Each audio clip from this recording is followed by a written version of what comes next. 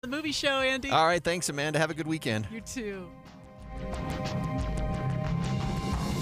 KSL FM Midvale. KSL Salt Lake City. From the KSL Common Spirit Health Studios, this is KSL News Radio.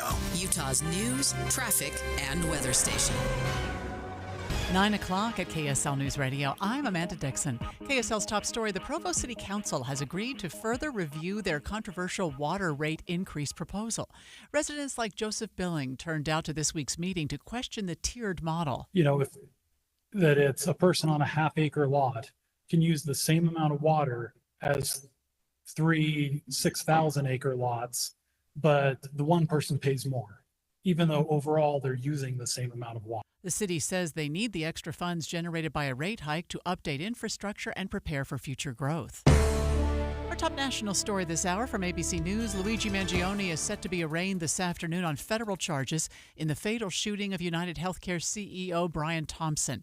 ABC News chief investigative correspondent Aaron Katersky. Mangione allegedly stalked and then shot and killed United Healthcare chief Brian Thompson outside the Hilton Hotel in Midtown. And overnight, prosecutors told the court Mangione deserves the death penalty because he sought to provoke broad-based resistance to the entire insurance industry.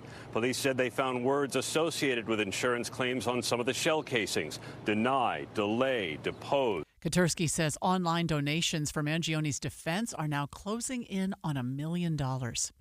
Your money at this moment. Actually, before I check that, let me tell you that more than 7,100 graduates were honored at BYU's commencement ceremony this week.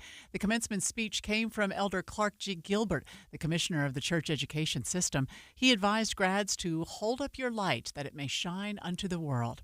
All right, now your money at this moment. The Dow is down 233. That's about 0.5%. We're back under 40,000, 39,860.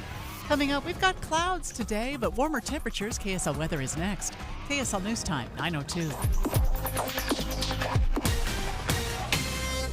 The sources where we get our news matters. When you listen to Utah's Morning News, we want you to feel the stories are important to you and trustworthy. This is Amanda Dixon. And I'm Andy Farnsworth. Join us weekday mornings on KSL News Radio. Hey, this is Dan, the laptop man from PC Laptops.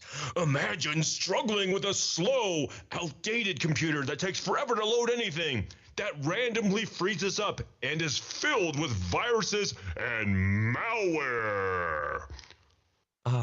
Now picture yourself with a powerful desktop or laptop that runs smoothly and efficiently, making your work and entertainment seamless. Take one home today. The new 2025 S1 desktop or SM3 laptop for only $999. You heard that right, $999. You get a blazing fast processor, 16 gigs of RAM, and over a terabyte of blazing storage for $999.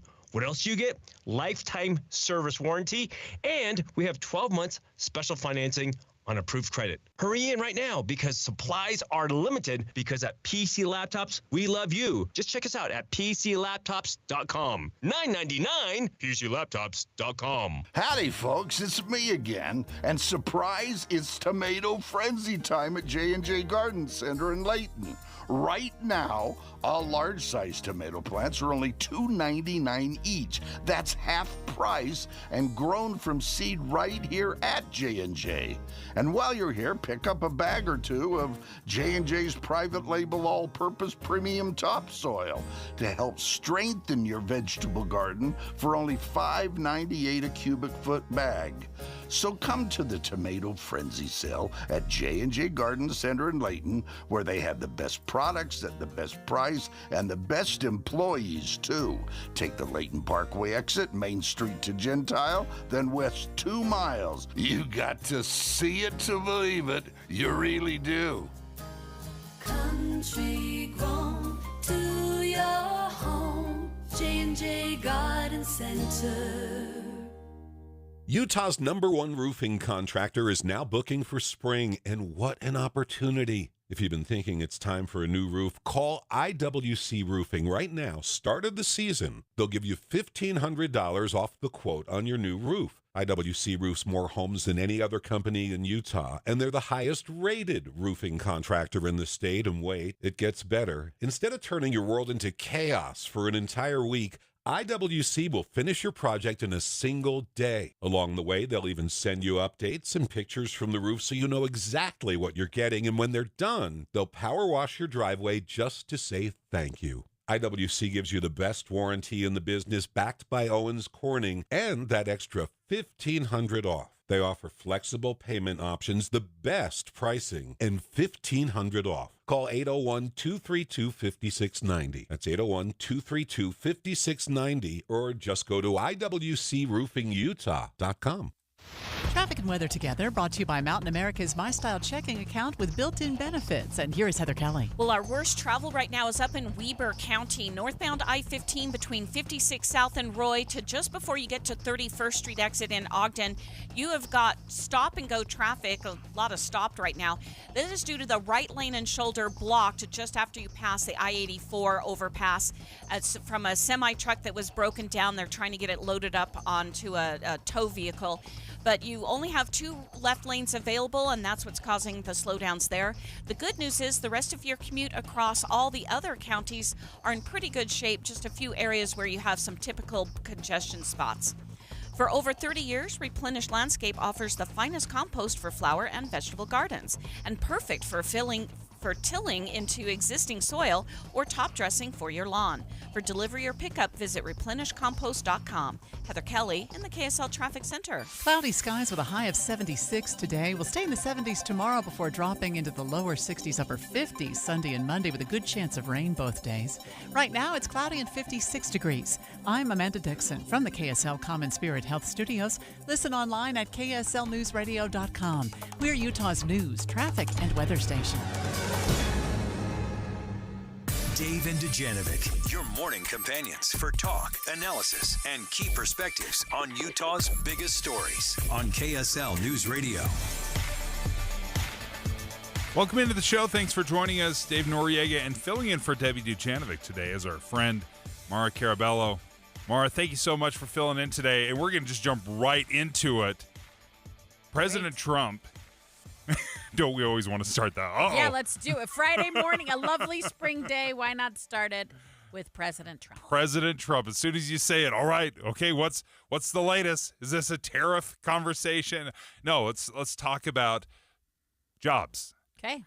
Now, this is something that is fascinating to me because President Trump wants to push for more skilled tradesmen that does not require college, does not require some sort of college degree.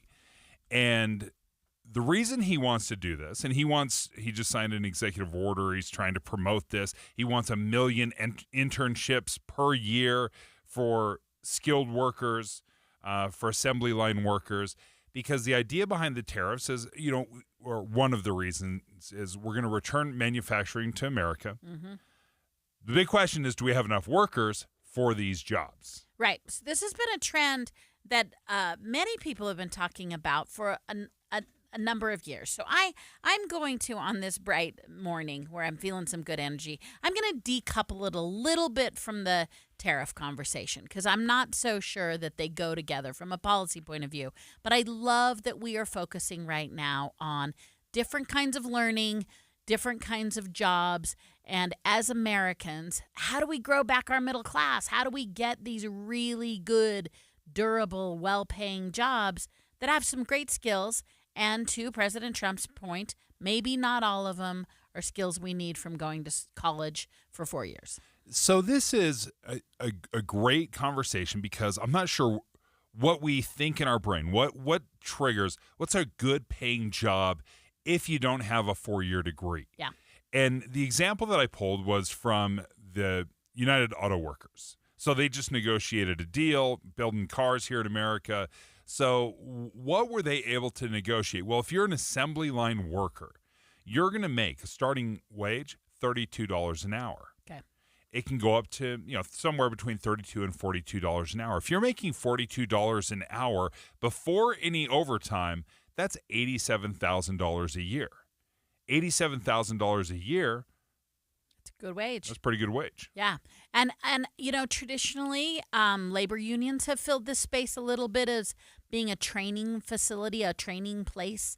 In America, I I worked in the early 90s. I worked for a movement that the Junior Achievement had pushed called the New American Revolution, and its entire pitch was to bring back apprenticeships, old school, like Europeans still have these apprentice leagues, and you would go and learn how to be a carpenter or a weaver, or I'm naming old timey jobs. Sorry, a weaver, a cobbler, a candlestick maker. But you would learn these crafts that actually are all applied, and your job security is so high because you had to learn all the cheats. It's the reason that I can't do a craftsman's job the way someone can, and bringing these back and bringing back these certificate programs, but also just these technical expertise. I mean, labor unions have done it. They haven't done it as much. So the big question is, can we bring these centers that teach us how to do things? And there's still varying levels, right? You have some assembly line workers that require no special skill. But if you start adding on certifications and you become a skilled worker, so think a machinist, a welder, well, with United Auto Workers, those skilled laborers are making $106,000 a year. Yeah. Yeah. So, okay, as we talk about this, I want to bring up a pet peeve, though. I want to talk about something that matters. As we've had this conversation in Utah, our legislature has started this conversation. They funded some of these skill development classes, and inevitably, this conversation says, which is better? Or, I don't want a college degree. I want something that matters. Or you hear kids saying, that's not how I learn. Here's what I object to. Why are we pitting them against each other? Why do we have to decide what is, in air quotes, better? Isn't it about teaching kids the impossible, which is think a decade ahead, teaching an 18-year-old to say, okay, that's who you are now. What do you think when you are unimaginably 40 years old? And what are the pros and cons of different careers? And then don't we try and set our kids up to have long-term skills or the brain that says, I want to know if my job is going to run out and I'm going to have to retrain myself in every 3 to 5 years, like a technology job. Is that your personality? Or are you more of someone like a plumber who learns how to do things well with their hands, and then over years, you just get better and better? Or do you like the reinventing? Or in fact, do you like to sit and read books? And do you like the academic exercises? So my pet peeve that I don't want us to do as we talk about more opportunities for continuing education for adults, I just hate that we keep pitting them against as though one is better than the other. And what we really need to do in Utah is give kids options. That is one of the most difficult things to do because we want to make it binary. Yeah. Well, if not this, then that. Yeah. And I've got to bring you down maybe a peg, which in all fairness, I think higher education could you want them to come down a little? They little, need to come down a little bit. And the reason I say that is because right now, for example, parents, just ask yourself this question. If you have a kid that is, college-age kid, and they're not going to school, do you say it proudly? Hey, what's your kid up to? Right. Hey, they're working, they're working this job. Or you're like, are they going to school? That's like the default. Hey, what school are they going to? They're not going to school because I failed as a parent. Right. And they're just working a job. Right. And I think we've created this this perspective of if our kids are not going to college, then we failed or they're not living up to their full potential. They're not high achieving. They're not high ambitious. achieving. Yeah. Yes. When it's not true at all. No. Yeah. And it's very easy to get kind of sucked into this. So when I see these kind of stories like President Trump wants to promote the trades, he wants investments, wants to return 1 million apprenticeships per year to America, I look at it and I'm thinking, yes. I think even if you want to go to college, how valuable would it be if you're 18, you graduate from school, you work for a year, or you apprentice, or you're an apprentice for a year before you even go to school? Look what it's like to work a 40-hour work week. Right. What it's like to work with your hands or to do something like that and then go to school, because we send our kids to school for 13 straight years. They graduate, and then we're like, immediately go into school for another Yeah. 4, 6, 8 years. Yeah. Okay, I'm still going to say, though, unless you want to, right? Yeah, As someone who embraced my underwater basking degree and loved, I didn't mind it. If that's your jam. But so what are we asking our kids to think about? Do they want to be outside? Do they want to stand up? Do they want to reinvent themselves a lot? Do they constantly, again, I go to technology. That is a field where a lot of us say, yeah, you got a good ramp there. You're going to be able to be employable for 20 years. But keep in mind, I have a son who is in IT security.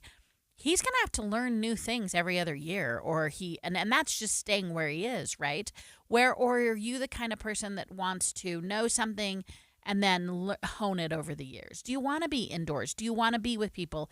You're right. Instead of asking our kids to show well, to be a good show pony and get a degree because that's what you do and you don't have anything else, we should be talking to them more or paying more attention about, do they think sitting is boring? Do they like using their hands? Are they spatial? Or do they love reading?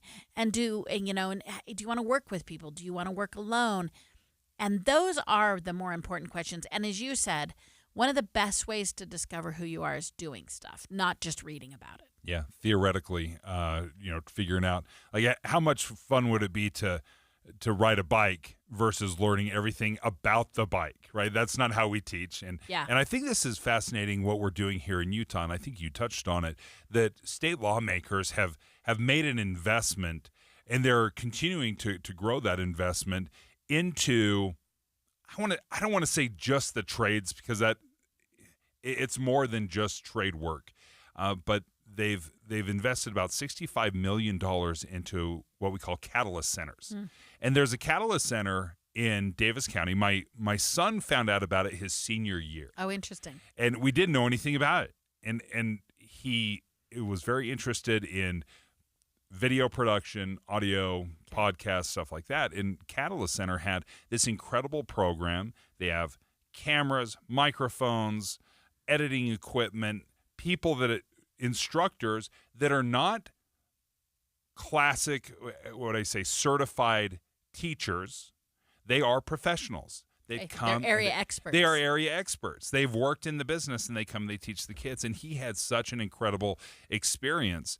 I had another young man that I knew. His name is Cooper Patain, and he went to this Catalyst Center in Davis County as well. And he was learning about construction. And I asked him, okay, well, what was that like? Especially in construction management, we're building small homes. So we'll go through things like the framing, electrical, plumbing, roofing, we're getting the entire experience, but in kind of like a scaled down way. It's really good in that way because you kind of just get to experience the whole thing. It's really hands-on. And so you're actually learning a lot instead of studying. So that's just one thing that I liked about it. Some of his frustration was the way we teach sometimes can be very book intensive. Yeah. And he loved the hands-on approach of this. Yeah, we're getting more and more of these applied centers. And as you said, one of the bonuses is that these kids are getting really some strongly high-paying jobs right out of high school. But again, the point is it's not a flash-in-the-pan job. Mm-hmm. It's a job that can carry you over for decades and decades. Now, there is something to think about, I think, with the trades and working with your hands. My stepdad, congratulations to him, is 91. He's about to turn 92. General contractor, been in construction his whole life, right? He, I will say, is still on the job, but his body has taken a beating over the years.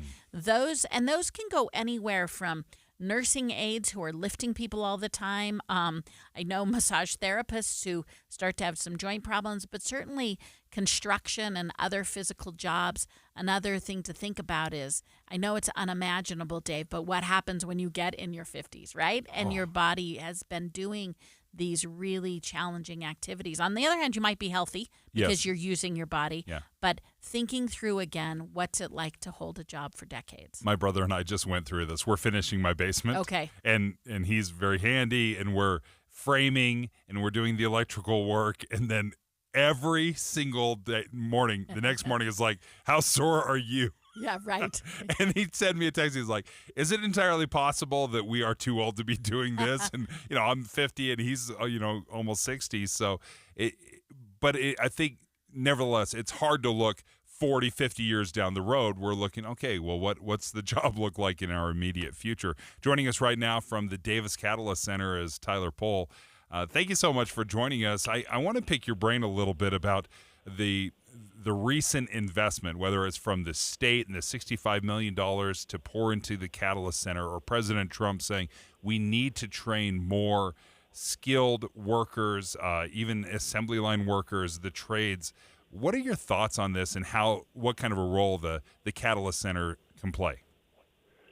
Well, good morning. We certainly appreciate the investment that's been put into this type of education here in Utah by Speaker Schultz. Last year, he toured Davis Catalyst, and as he left, he said, we need one of these centers in every school district in Utah. So we started talking about the ways that we could grow that and what it would take for school districts to engage in this type of learning. And you guys alluded to it. We are what's called a career and technical education magnet school. Sometimes we pit technical education and university education or traditional education against each other. And instead of talking about this or that, we need to embrace the culture of and.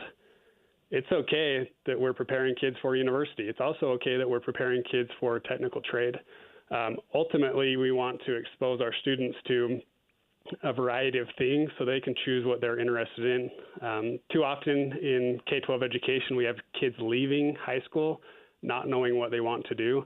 And what we're trying to solve here at Davis Catalyst and in Davis School District is students having opportunities to learn and grow, but also work with professionals in industry so that they can decide, is this something I want to pursue either at a technical college, going directly to the workforce, or is it something I would need to go to a university for? So we're not just preparing kids for technical trades, we're preparing kids for what's next in their future, and that could be a variety of things.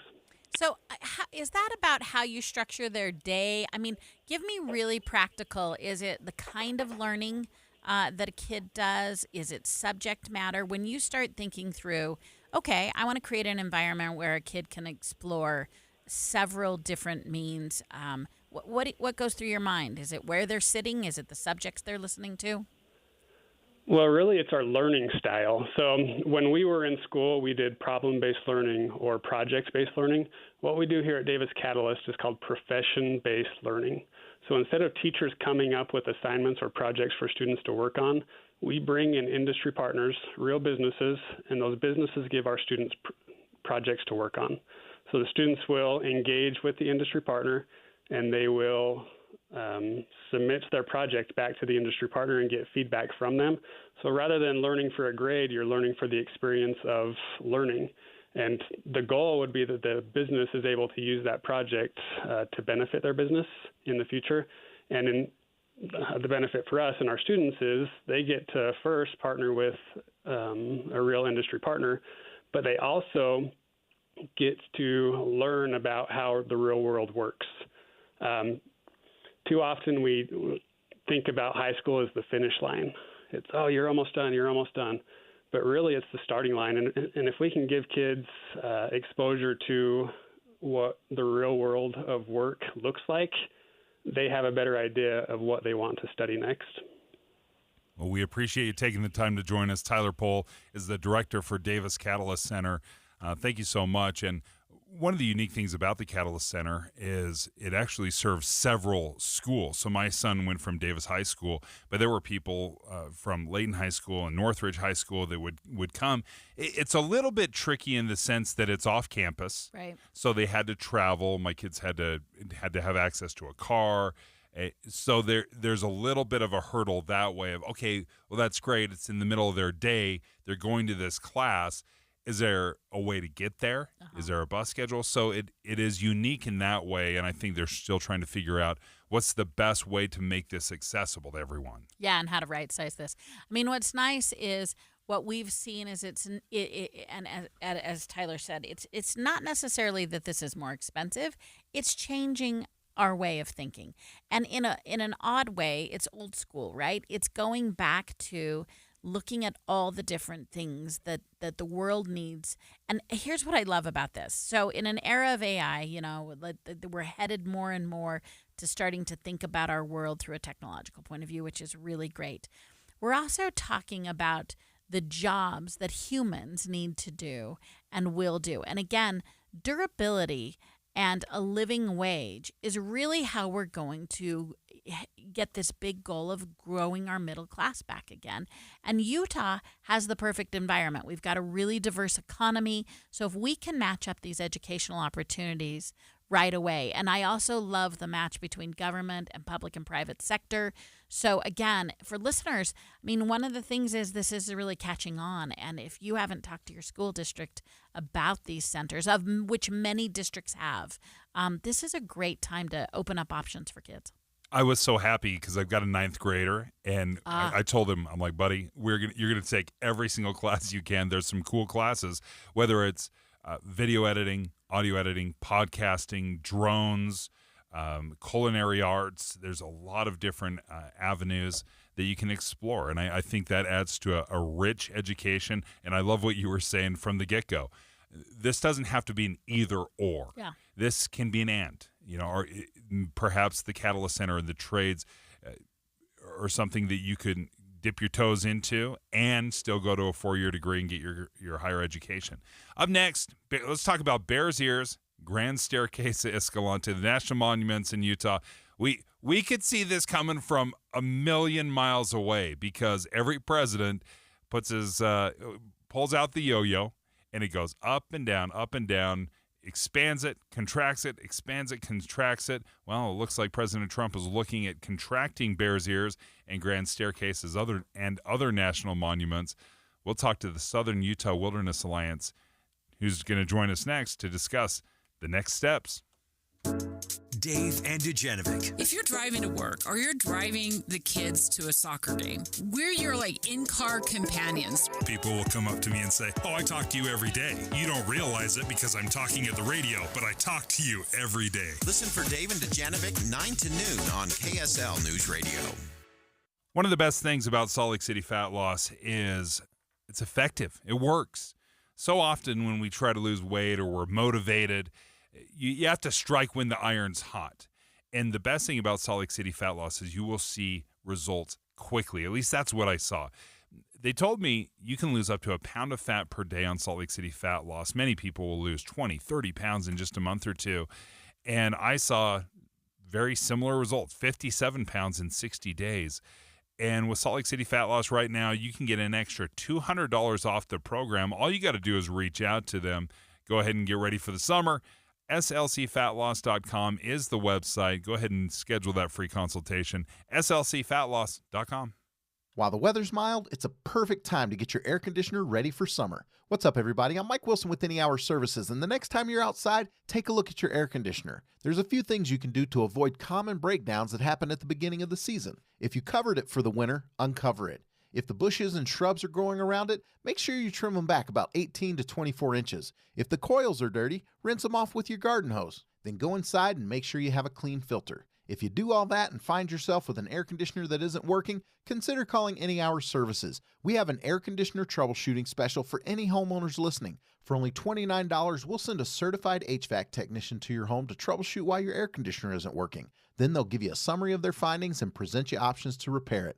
To find out why your air conditioner isn't working for only $29, call Any Hour Services today at 801-443-7400. You can Google Any Hour Services. You can even schedule online at anyhourservices.com. No one helps more homeowners than Any Hour Services.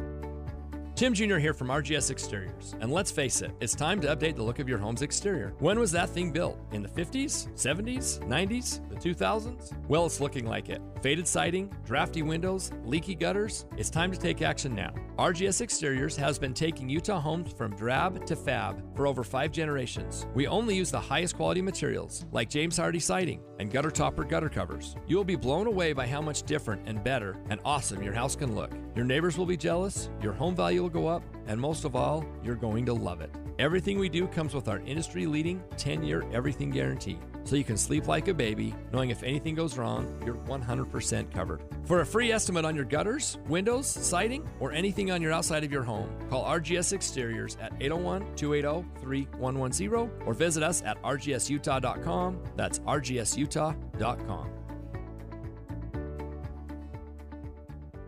911, what's your emergency? Someone on the other line said they kidnapped my son. On September 12, 1995, McKay Everett disappeared from his home in Conroe, Texas. There was no sign of forced entry. It was just as if McKay had walked out of his own free will. And to this day, McKay's mother, Paulette, feels that justice was never truly served. Ransom is available now. Listen at ransompodcast.com or wherever you get your podcasts. 9:30 at KSL News Radio. I'm Amanda Dixon. KSL's top story this hour: the Utah Supreme Court is upholding a lower court ruling that says a woman accused of poisoning her husband cannot get a change of venue. Corey Richins argues she can't get a fair trial in Park City. Late yesterday, the state Supreme Court ruled she does not have any extreme circumstances that would warrant moving the trial. Our top national story this hour from ABC News: President Trump is on his way to pay his respects to Pope Francis. President Trump and the First Lady are en route to Rome to attend the funeral of Pope Francis. The president spoke to reporters at the White House before leaving. Good man. He loved the world, actually, and he was just a good man. I met him twice. I thought he was a fantastic kind of a guy. Pope Francis did not shy away from weighing in on policy issues. He put care for migrants, climate change, social justice, and helping the poor at the center of his papacy. And he was critical of President Trump's plans for deportations. Karen Travers, ABC News, the White House. 2 Joseph Smith Memorial Building restaurants will reopen this year after a 5-year hiatus. The Garden Restaurant, formerly known as Nauvoo Cafe, will open in June, followed by the Roof Restaurant in November. But the popular Lionhouse Pantry will not be coming back. However, those famous Lionhouse rolls will be available at the Garden Restaurant. Your money at this moment: the Dow right now down 223. That's 0.5%. We're at 39,870. Coming up, we'll have warm temperatures today. KSL weather is next. KSL News Time, 9:32.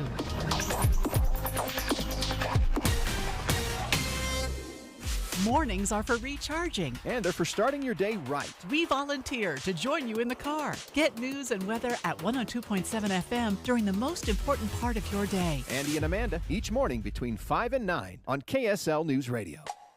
When you want a brand new kitchen, there's nothing to it. There's a brand new way to do it. 3-Day Kitchen and Bath. Rochelle talks about her experience with 3-Day Kitchen and Bath. It was a wonderful experience. I had heard about them on the radio. They come out to your house. They let you know what they do. They let you pick out your features, your colors, and then they come into your home the morning they start. They walk you through, this is what's going to happen, and you leave for a few days, and you come home, and it's done. Was it easy? It made it easy because you're not in the middle of a mess for 2 or 3 months. Left on a Tuesday morning, and it was done on a Thursday night. We came home Friday morning early because we were so excited. What was your reaction when you first saw it? Wow. It's about time. 3 days or less at 3-Day Kitchen and Bath. Traffic and weather together, brought to you by Mountain America's My Style checking account with built-in benefits. And here's Heather Kelly. We still have pretty big delays right now. Northbound I-15 going from Roy all the way into Riverdale. It's due to an earlier disabled semi that they are still trying to clean up. And the right lane and shoulder are blocked just before you go underneath the I-84 overpass. So you only have 2 right lanes or 2 left lanes of traffic open, and that's why you've got all the delays for a couple of miles. Otherwise, you've got a fairly good drive. There is a minor fender bender on the on-ramp from 7200 South in Midvale, right where I-15 and I-215 splits, but it's on the shoulder, not causing delays in that area. If you see something on the road we haven't discussed, text us at the KSL Mountain Home Services text line at 57500. Olson's Greenhouse helps families connect with nature through hands-on gardening, the perfect way to spend time and grow together. Add Olson's flowers to porches, patios, beds, or containers during Olson's Container Fest, April 26th. Heather Kelly in the KSL Traffic Center. Cloudy skies with a high of 76 today. Will stay in the 70s tomorrow before dropping into the lower 60s, upper 50s Sunday and Monday with a good chance of rain both days. Right now it is, let me just refresh this, see if that's still where we are. Yes, 56 degrees downtown. I'm Amanda Dixon from the KSL Common Spirit Health Studios. Listen online at kslnewsradio.com. We're Utah's news, traffic, and weather station. Dave and Dujanovic, your morning companions for talk, analysis, and key perspectives on Utah's biggest stories on KSL News Radio. This is not a surprise. I don't think anyone is surprised that President Trump is now looking at contracting Bears Ears and Grand Staircase Escalante. Now, this is something that has been going on, it seems, just forever, since Clinton, the Clinton days. But the national monuments that are expanded and contracted, it seems like with just about every administration. And sure enough, President Trump is now looking at contracting Bears Ears after President Biden had re-expanded it after Trump had contracted it in his first term. Yeah, this has become part of the norm. You get into office and you look at these national monuments.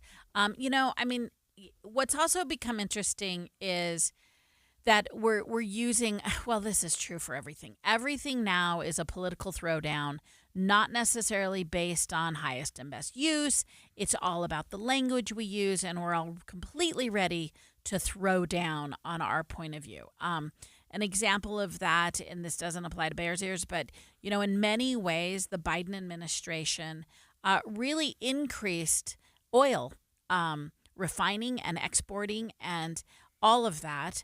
And yet, part of Trump's rationale is to increase the energy levels that we have here.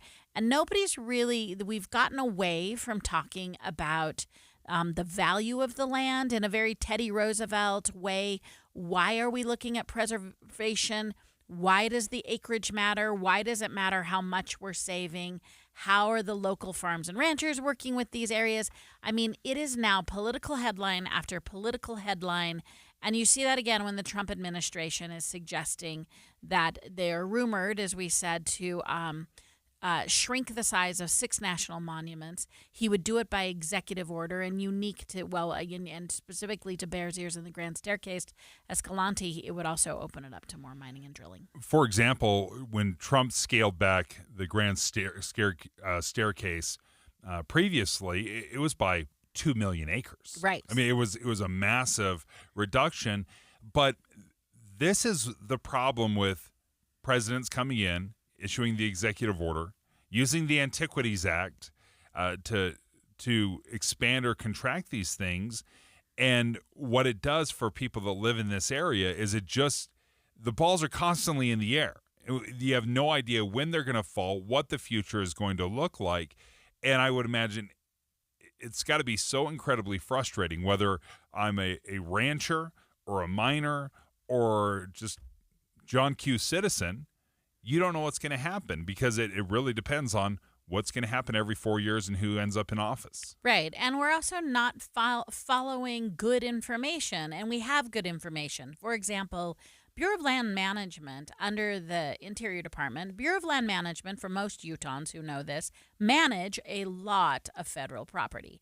And they have issued report after report that says Bears Ears and Grand Staircase actually doesn't have much to offer in terms of oil and gas potential. And so, again, you see many administrations, not just the Trump administration, but he's in power right now. You see them using this sort of political flag waving and not serious land management arguments to say, well, how rugged is the area? Why are we preserving it? What value would it have for mining and gas? But what value would it have archivally or to our natural spaces or to preserve and protect for the next generation? Or, this is an area of a lot of pre-Pueblo in history. Like, what are the other values? And we're seeing fewer and fewer administrations outline a solid rationale. And when you look at Bears Ears, it's beautiful. You Yeah. can see it. When you're talking about whether it's arches, you can see arches. But oftentimes when we're looking at some of these areas, and it's so many millions of acres of terrain, a lot of this area, it is not visibly beautiful. You don't see the importance of it because you're like, this is sagebrush in the middle of nowhere, How could this have any value historically? So it's not easy to always link the historical significance or importance of it when you're like, that's just middle of nowhere Utah that has no value, and why not dig into it and explore and mine? Yeah. Yeah, I mean, that's also a very human. I mean, I'm going to be a little chippy here, I guess. But, I mean, part of it is most of us as Utahns want to preserve and protect, but we also want to use to limited degrees. The question of how we use is really the big question. But also, you just said something like deeply human, which we should all consider a little bit, which is just because we're not using it doesn't mean it's not valuable, right? We get a little bit usy. We get a little bit top of the food chain about our view of the natural environment and how often these open spaces serve as a great benefit to have them preserved. Whether we are walking or touching it or not is not the test of its value. Joining us right now from the Southern Utah Wilderness Alliance, the legal director there, Steve Block. Thanks for joining us. And Steve, I can't say we're surprised. We probably saw that this was coming, but can you speak to the yo-yo nature of what happens depending on which administration is in, contracting, expanding over and over again? Sure. Well, thanks again for having me on. It's great to be back on the show. So a couple of points. One, Grand Staircase, Escalante, Bears Ears National Monuments are just some of the crown jewels of the nation's federal public lands. These are federal lands managed on behalf of all Americans, Utahns, and Americans from across the country by the federal government. Just think it's important to kind of frame it that way. People come here from around the world not to see pump jacks, not to see mining scars, but to experience Grand Staircase and Bears Ears. To your point about the ping-ponging, I really think that's the wrong framing for this. National monuments for decades have been viewed as durable ways to protect federal public lands from threats, from mining, from vandalism, from inappropriate use on public lands. And it wasn't until Trump came into office the first time in 2017 that he, we believe, unlawfully attacked and worked to dismantle the Staircase and Bears Ears.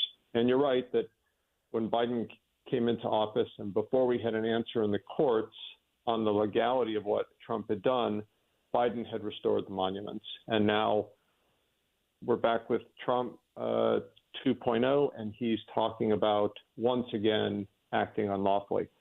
So the common denominator there is really Trump, who is doing things, like in so many ways, outside of the norm. But again, national monuments for decades, presidents of both parties have used that power that the Congress has granted them to protect small and large tracts of federal public land. So I really don't think that the ping pong framing is the way to look at it. I think it's look at Trump and that he's acting in a way outside the norm.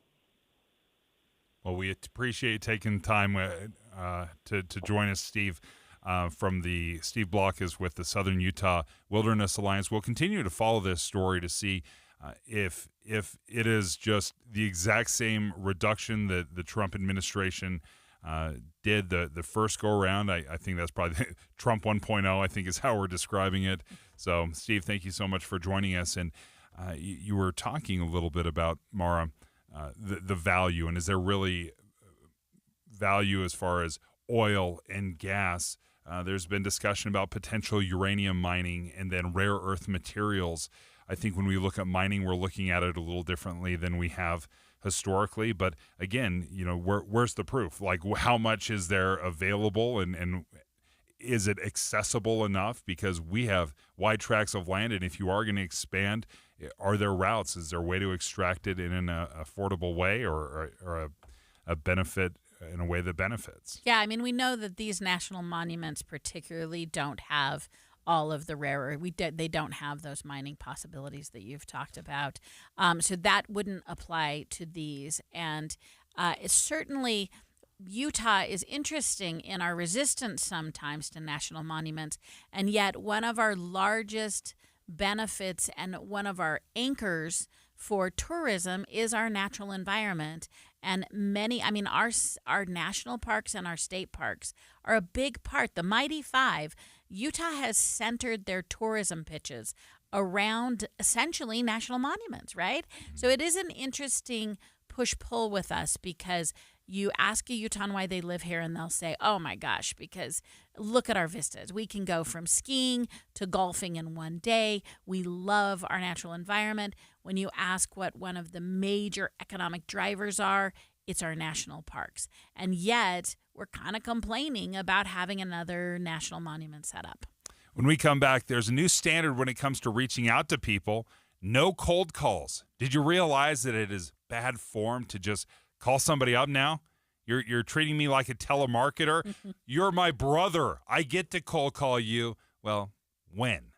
When is it appropriate to cold call somebody? Next.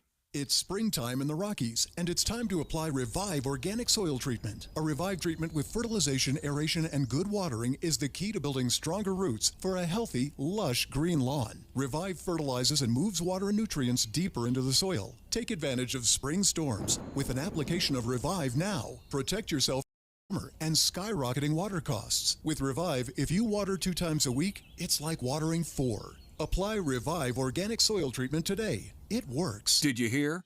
A recent stash of $10 gold Liberty coins from the 1800s has been found. These gorgeous gold coins are as bright and shiny as the day they were struck in the late 1800s. And less than 200 of these gold coins are available. Coin experts are calling this gold find an incredible opportunity. Call 1-800-917-4635 and you are guaranteed a $10 gold Liberty coin minted by the U.S. Mint in the 1800s. But with extremely limited availability, you must call now. These gold Liberty coins from the 1800s are still in uncirculated condition. That is history you can hold in your hand. To learn more, call 1-800-917-4635.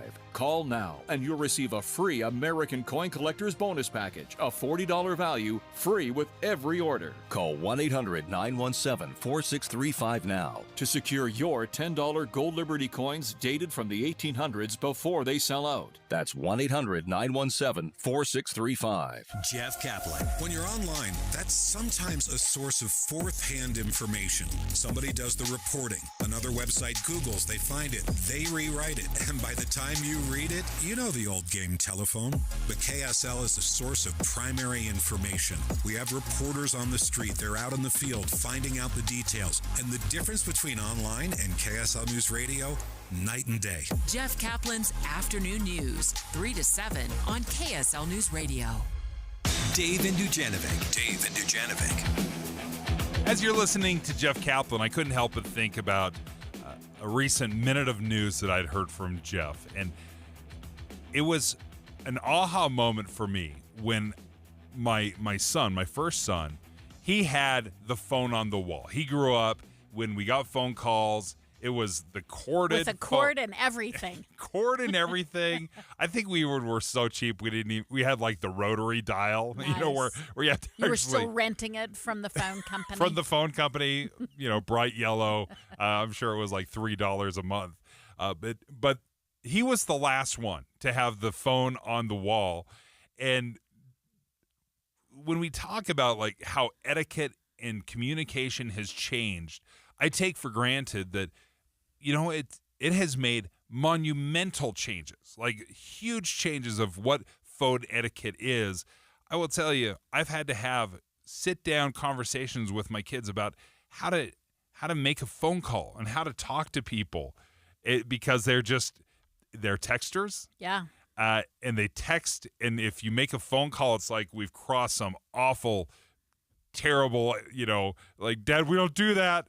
You're making me uncomfortable with a phone call. Can't you just text me? But anyway, let me play you a little bit of Jeff Kaplan's Minute of News. This is the new phone call etiquette, parents. Do you remember the days when you wanted to talk to someone, you'd pick up the phone, a landline attached to a wall, you'd unspool the twisted up cord to the receiver, you'd press 7 buttons, and you'd say, "Hello, it's me."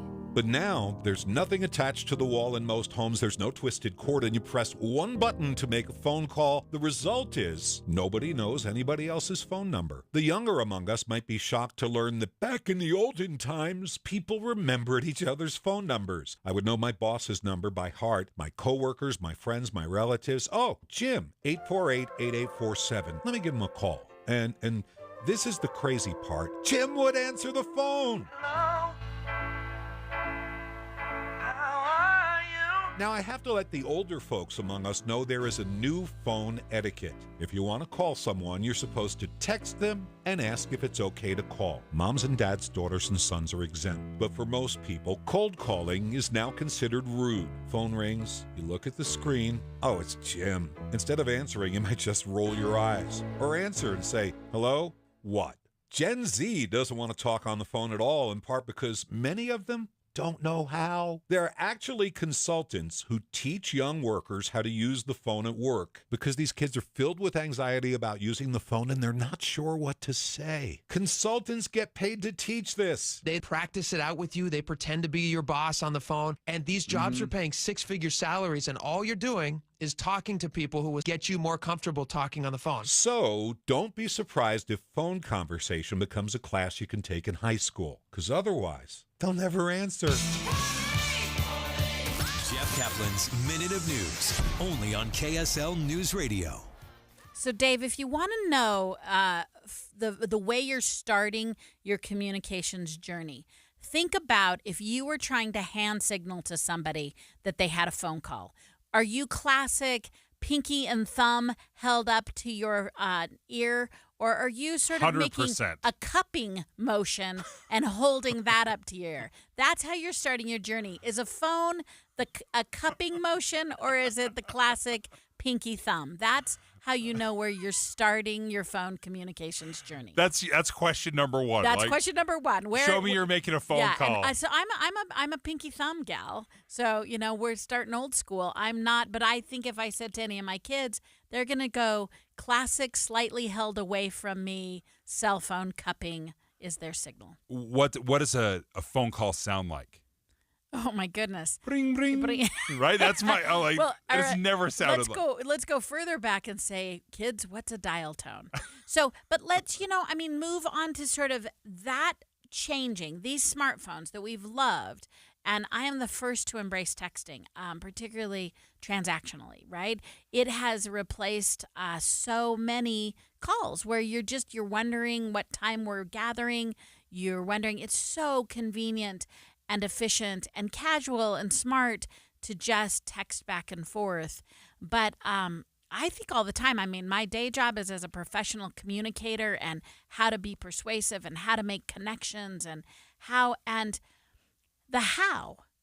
we've changed, where it was always either face-to-face or on a phone. You always heard a person's voice back in the olden days. What changed now that sometimes we're communicating essentially via writing, informal writing? So walk me through, in the professional world, the business world, we have so many different ways to communicate, whether it's Slack, Teams, video call, phone call, Teams. There's a million different ways. Walk through, as a professional communicator, what do you teach your employees? Like, when is it appropriate to use this medium and when is it appropriate to use another one? So, Dave, here's why I like this conversation. It was not a conversation we even brought up until I saw us tripping up over it. And someone on my team would say, we can't get a hold of a client or they're not responding. And I'm like, did you reach out to them? They were like, yeah, totally. It took me a while to realize I needed to say, well, how? How did you reach out, this vague reach out to them? And they'll say, well, I sent them an email. And I'm like, what? You sent them an email? Like, the amount of emails I haven't made it to on this fine Friday in this week. And that's passive. It's written. I can ignore it.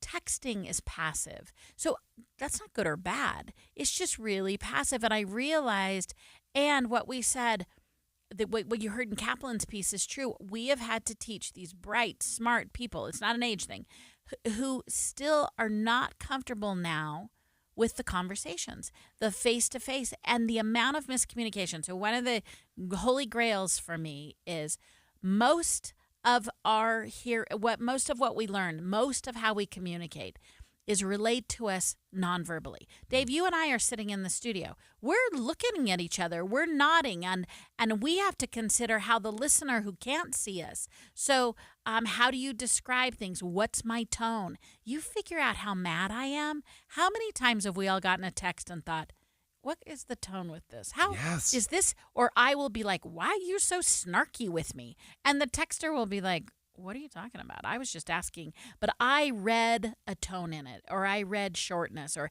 I mean, hey, that's why emojis exist. But even think about it. We're throwing up all these emojis. In the professional world, so emojis are a little weird. That's the hard part, but I want to tell you, wink, wink, Yeah. which is not maybe great for professionalism, but I want you to know I'm not mad. Right? Yes, I think this is such a fascinating conversation because it is very easy, and passive is a great way to describe it. An email, a text is very good if you're, hey, I'm running 10 minutes late. Sure. See you there. Here's the address. Yeah. Right. But if I'm going to have a conversation, I cannot tell you how many times I have spent 10 minutes composing a text. And this text is way too long. And I even apologize in the text. That's Sorry, right. this text is so long. That's right. It would have been a 2-minute conversation. Yes. But because I feel like I'm intruding or crossing a boundary here, like, I'll just send you a text. I don't want to interrupt you, but time and a place for everything. And by the way, if you're trying to reach out to someone, according to Mara, email doesn't count. Email doesn't count, my Email friends. doesn't count. No, you've got to reach out. And I guess that's a good reminder here in the news business here. If we reach out to somebody, it can't just be one email sent off into the ether. It's got to be email, text, phone calls. Exactly. And then if they're ignoring you, you're like, yeah, then we you reached can out. Say they reached out. They reached out. KSL offers the best daily newsletter in the state. It's the 3 things you need to know. Every weekday, we deliver quality and relevant content to your inbox. No ads, no spam, just the 3 things you need to know to be informed about the world around you. Subscribe today. Visit KSLNewsRadio.com or text the word inbox to 57500. That's inbox to 57500.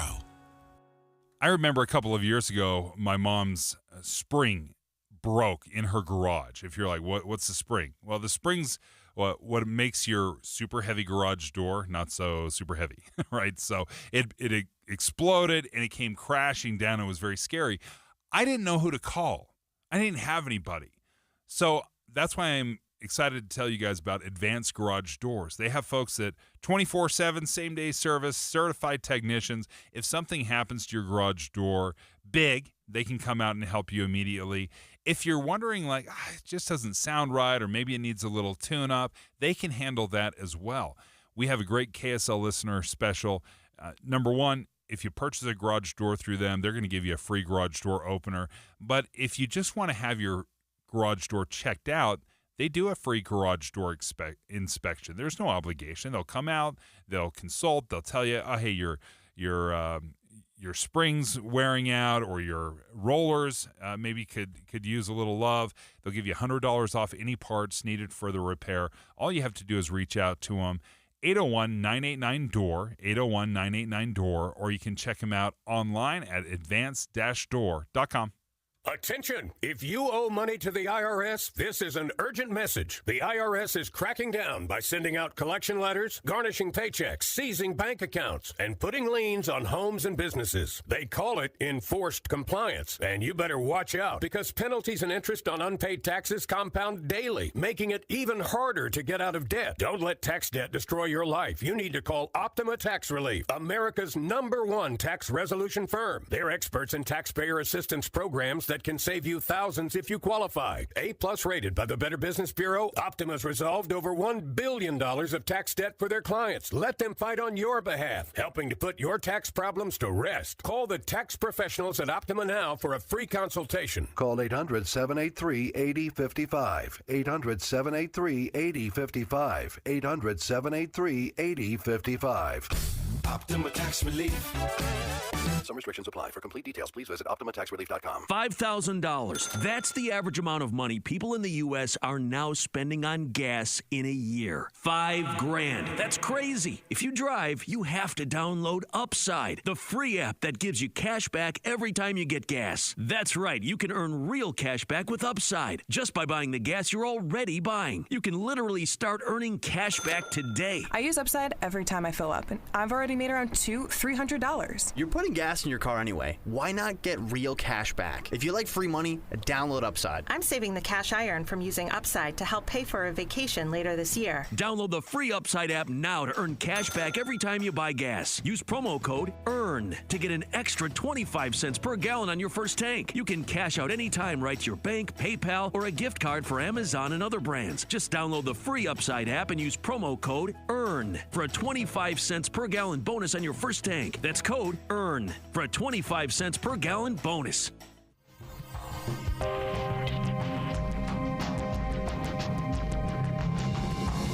KSL FM Midvale. KSL Salt Lake City. From the KSL Common Spirit Health Studios, this is KSL News Radio.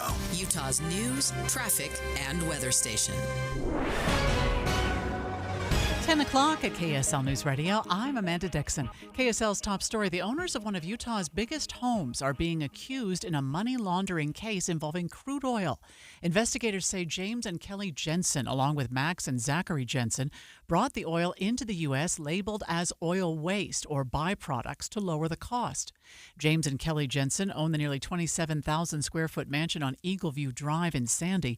James Jensen was ordered to be released today under GPS monitoring. Our top national story this hour from ABC News: consumer sentiment is down for the fourth straight month. Consumers' views of current economic conditions declined modestly in March, but it's their opinion of where things are going that's troubling to analysts. Americans' expectations have plunged 32% since January, according to the University of Michigan monthly survey. That's the steepest three-month percentage decline since the 1990 recession. That's ABC's Jim Ryan reporting. The Trump administration is trying to help U.S. companies working to develop self-driving cars that can beat Chinese rivals by giving exemptions from some federal safety rules during testing. The Transportation Department says they are working toward a single national set of rules for the technology to replace a patchwork of state regulations. Your money at this moment, the Dow right now is down 160. That's 0.4%. We're at 39,933. Coming up, we've got a few clouds today, but warm temperatures. KSL weather is next. KSL News Time, 10:01. A reminder about the simplest way to get updated for your day. Hit your KSL preset when you jump in the car, and we'll take care of the rest. Hear key news updates and traffic reports. Andy and Amanda from 5 to 9 in your car. KSL News Radio at 102.7 FM. And speaking of Andy, it's Andy Farnsworth and Steve Sales, the movie show guys at My Hearing Centers. We're going to start the movie show in about an hour, but we want to talk a little bit right now about My Hearing Centers because they've got an offer for listeners today to come in and get a free hearing evaluation. Brandon joins us right now, but the purpose of this free hearing evaluation is in order to help people who might have some hearing loss. Yeah, so, due to the nature of the different hearing losses that are out there, most people have a hard time hearing that clarity. It's not that they don't hear people, it's just not real clear. And so I usually tell people, if you're 55 or older, go in and get a test, find out where you're at. And then if you do have a hearing loss, we'll put some hearing devices on you, show you what it sounds like, and, kind of go forward from there. You can try them out for 30 days, see if they're going to fit you. And Are they sometimes shocked by the difference? I think everybody probably is, to be honest. It depends on the loss. Obviously you have some people who are... Because you think everybody else around you is mumbling, but all of a sudden, hey, how clear it is now. Yeah. And that's the thing. It's not that they don't hear people. It's just not clear and distinct. And so that's why it gets put off for so long. Well, it's like you turn off a light and you notice that it's dark. But if the light just gradually goes dim, you wouldn't be able to say, well, okay, the light's only at 80% right now. Oh, now it's only at 70%. Wow. It just changes gradually. And I would assume hearing's the same way, because it's not just one day to the next suddenly you can't hear something, or suddenly one day everyone sounds like they're mumbling. It just becomes a gradual thing. Yeah, wow, 100%. The metaphor police just called. Yeah, right. No, but that is truly how it is. And here's the thing. You'd notice that light dimming if it happened over a couple of hours. But when this is going on for 3 or 4 years and everyone's like, hey, why do I have to keep repeating myself? And you're like, why do you mumble? It's like, well, they don't mumble. It's just not real clear for you. So here's what you can do to find out if you have any kind of hearing loss and then find out if these hearing aids are right for you. All you got to do is call 801-701-1629 to get a hold of My Hearing Centers. Here's what will happen. You'll get a no-cost hearing evaluation for you or a family member, and you'll have a chance to test out these hearing aids risk-free for 30 days, but you got to make the call during the movie show between now and 1 o'clock in order to take advantage of this. Brandon, we'll keep talking to you as we go along through the movie show. Thank you. Seems everything costs more these days. Gas, groceries, and when's the last time you checked your wireless bill? When it comes to big wireless, if you're staying, you may be overpaying. Switch to Consumer Cellular to get the same fast nationwide coverage without the big wireless bill. Plans start at just $20 a month, and now for a limited time, new customers can get their second month free. Call 1-888-FREEDOM, visit a store near you, or consumercellular.com and start saving today. Plans include $5 credit for autopay and e-billing. Taxes, fees, and other third-party charges will apply. See website for additional details. This is a story of the one. As a maintenance specialist for university housing, he knows college students can major in wear and tear. Plus, housing so many students doesn't leave a lot of room to house all the supplies he needs. That's where Grainger comes in. With over 1 million industrial-grade products and fast, dependable delivery, Grainger carries the quality products he needs so he doesn't have to. From a new door hinge to a whole new faucet. Call, click Grainger.com, or just stop by. Grainger, for the ones who get it done. Teens can get up to $200 with a Teen Learn and Earn account. Plus, continue earning rewards as they master the essentials of finance. More at cypresscu.com/teen. Traffic and weather together, brought to you by Mountain America's My Style checking account with built-in benefits. And here's Heather Kelly. We've got a bit of good news. The earlier disabled semi that was also spilling some oil or gas on northbound I-15 near Riverdale Road, that has cleared. All the lanes are now open. Unfortunately, traffic is still backed up into Roy. It'll take about 10 or 15 extra minutes for all this to clear out. The semi just cleared out a few minutes ago. Everybody else is moving at freeway speeds. The earlier crash we had in Midvale on the ramp from 7200 south onto I-15 is gone. And you've got good speeds on the 201 freeway and all the other roadways across the Wasatch Front. The future is here. Don't have internet stuck in the past. Quantum Fiber Internet offers next-level speed on a reliable fiber network. Learn more at quantumfiber.com. Service in select locations only. Heather Kelly in the KSL Traffic Center. Today, we're going to have just a few clouds and warm temperatures up to 76, 75 tomorrow with sunshine. But then another storm system moves in on Sunday. Rain Sunday and Monday with a high Monday of only 59. Right now, that is our temperature downtown, 59 degrees. I'm Amanda Dixon from the KSL Common Spirit Health Studios. Listen online at kslnewsradio.com. We're Utah's news, traffic, and weather station. Dave and Dujanovic, your morning companions for talk, analysis, and key perspectives on Utah's biggest stories on KSL News Radio. President Trump and Robert F. Kennedy, they were making the headlines this week when the MAHA movement, the Make America Healthy Again movement. I don't agree to say that, just so you know. I know. I don't agree to say the word MAHA as though it's a thing. We're not making things. It's like we're not going to make fetch happen. No, exactly. Fetch so is never going to happen. I am officially boycotting. I'm not doing it. So what happened this week, what the FDA decided is that they're going to scale back, and they've heavily encouraged companies to stop using artificial dyes. And again, something else I just learned, they were petroleum-based dyes, right? Which I have no idea what that means. But you knew your food was bright. But I knew it was bright. I'm like a neon colored cupcake. It was super bright. But this is something that Utah has been chipping away at for some time. So one of those situations where states are a little bit more flexible than the federal government, and that's exactly what Utah has done. They've had a couple of different bills passed recently talking about food additives in schools. That was something that was sponsored by Representative Chevrier and Heidi Baldery. It would ban the use of specific food dyes, synthetic food dyes, and then some of the chemical additives in public school meals. And congratulations to our public schools. If you check in with how they're doing, most of the big Wasatch Front districts have all but eliminated it. Now, I will say, schools were probably not the biggest perpetrators of using the dye. It's probably the snacks you're getting at your local convenience store, but Utah schools are well ahead of schedule of taking away these dyes. The other program that was so smart is to prohibit the purchase of soda using SNAP benefits. So this soda is the killer of us all. And Utah went ahead and banned that. So what's cool is a couple weeks ago, Secretary Kennedy flew out here with a couple of other folks, and we did a really nice round of press. And then even better this week, we led by Speaker Mike Schultz, a delegation of, if I got this right, about 10 people. I think they were all House of Representative members. They met. They went into the old executive building. They had some discourse, but they also did a really nice press event with Secretary Kennedy and another governor about Utah being one of the states leading the way in this ban, particularly of synthetic food dyes. Joining us right now is the Speaker of the House, Mike Schultz. And Speaker Schultz, thanks for joining us. Maybe walk us through, I guess, the beginning of this, being ahead of the federal government or being able to move a little bit quicker than they were. What was the purpose behind that, or what energized you in this? Well, hey, Dave and Mara, thanks for having me. It's an honor to be with you guys today.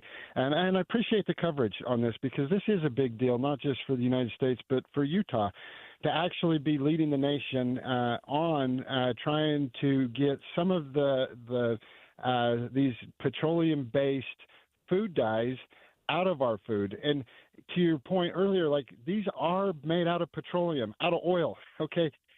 These are not healthy, and they add no nutritional value, no taste value. All they are is for marketing so that the companies can make higher profits and so that our food looks better. But the ingredients that actually make up these dyes are really harmful for us. And so it was quite the honor we have Representative Kristen Chevrier, Senator Baldery, Senator Brammer, Senator Kirk Colmore, and Representative Grecius that really have led the way on trying to get back to a more healthy environment for our food. And it was great that the federal government noticed that. That's one of Secretary Kennedy's biggest push. We all know that.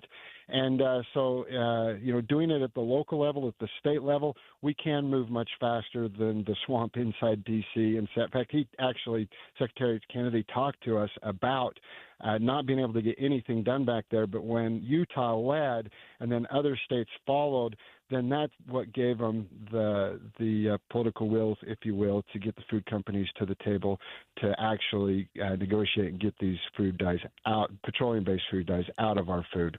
So it was quite the honor for Utah.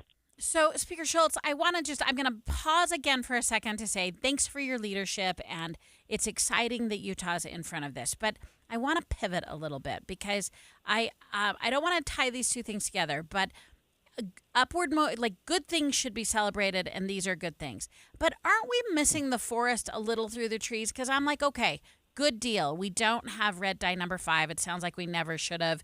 We're increasing awareness of what's inside our food.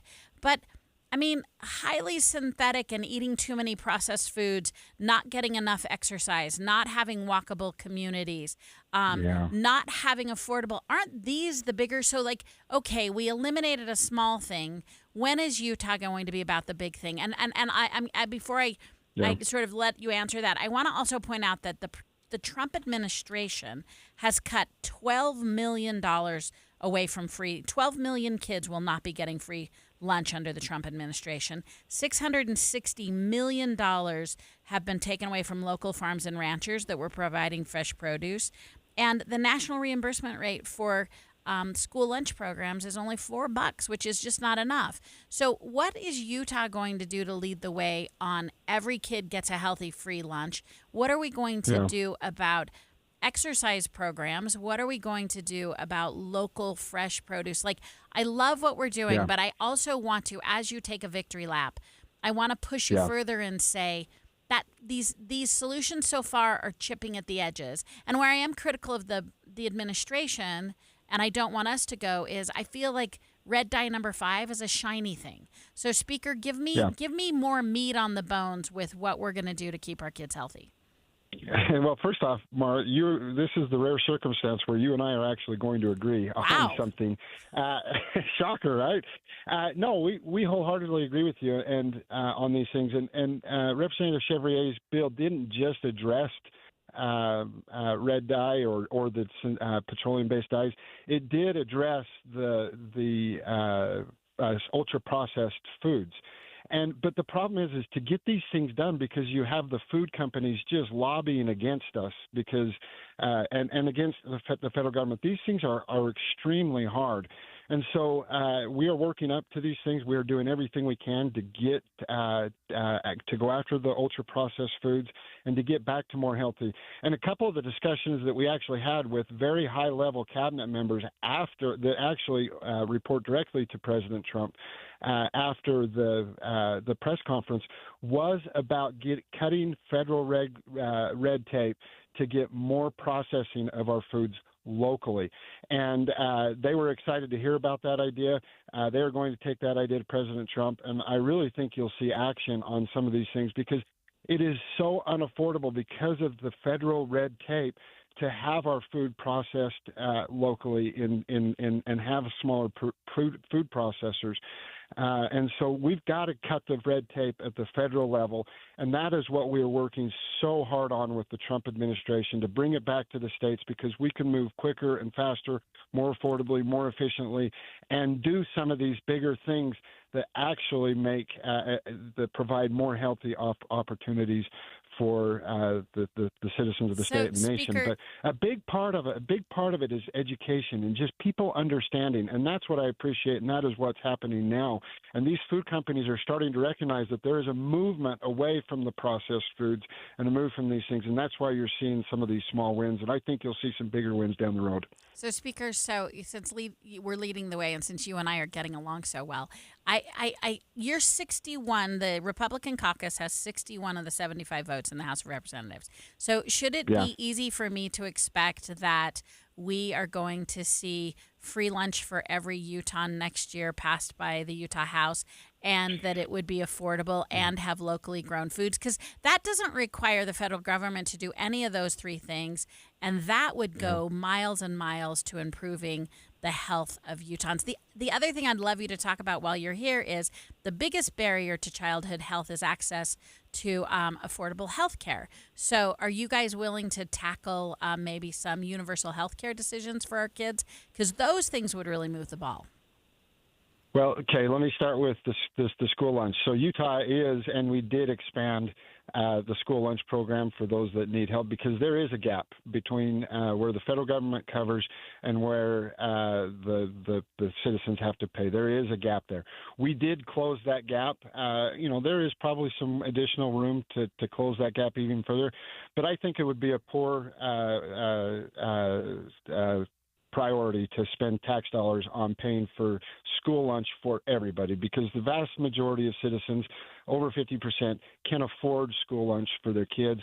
I would rather see those dollars spent on other things that are higher priority, but I wholeheartedly agree. There's the lower income people that do need to make sure that we need to make sure are taken care of, and that they are not racking up school lunch debt. So I don't think you'll see, I know you won't see the state stepping in and paying for everybody's school lunch, because I do believe that's bad policy. What was the other question, Mara? There was another question. Universal health care. Universal health care. Universal health care. I'm pretty sure you're going to buy into that, Speaker, so I thought I'd give you a chance. I don't think we should have universal health care for the similar reasons. There are people out there that have health insurance that can afford to pay. There are enough programs out there that do cover all kids, whether it's federal or state programs, and so kids do have access to health care already. We're talking to Utah Speaker of the House Mike Schultz right now about some of the ways that Utah has been ahead of the federal government and the Robert F. Kennedy specifically on various health initiatives. The one that I'd like to talk about right now, and as Mara was bad-mouthing soda, as I've got a 64-ounce Diet Coke right next to me. He has to double hand his soda beverage. Yeah. It's my weightlifting routine every single day. But HB 403, it prevents SNAP benefits or food stamp benefits from being used to purchase soda. Now, I know there was a conversation about banning soda and candy. It looks like we settled just on soda. I guess I understand that element of it, but why did candy survive? Well, I'll tell you what, it was quite the fight with the Retailers Association, the food companies. Again, it was interesting. Very few people on SNAP benefits came out to oppose this bill. But you know who worked hard and really opposed it? Was the retailers, the food companies, Pepsi, Coke, and they all did it because of profits. And that's sad because these, whether you choose to drink soda or not, we all know that the amount of sugar and other things in the soda is very harmful. And we're seeing it with diabetes rates and everything else that are just skyrocketing through the roof. And unfortunately, the lower income people are a target for these manufacturing companies, food manufacturers and beverage distributors. And that's sad. And so really just providing opportunities is what we're trying to do to make people healthier and give them help them make better choices. So, Speaker, while we still have you, tell us the coolest thing. You took this whole delegation from Utah. You had time with members of the cabinet. I think you guys had time to roundtable with some policy members. What was the coolest thing about your trip to D.C. this week? Well, I think the coolest thing that was actually talking to Secretary Kennedy and his team about really the steps in how Utah led out.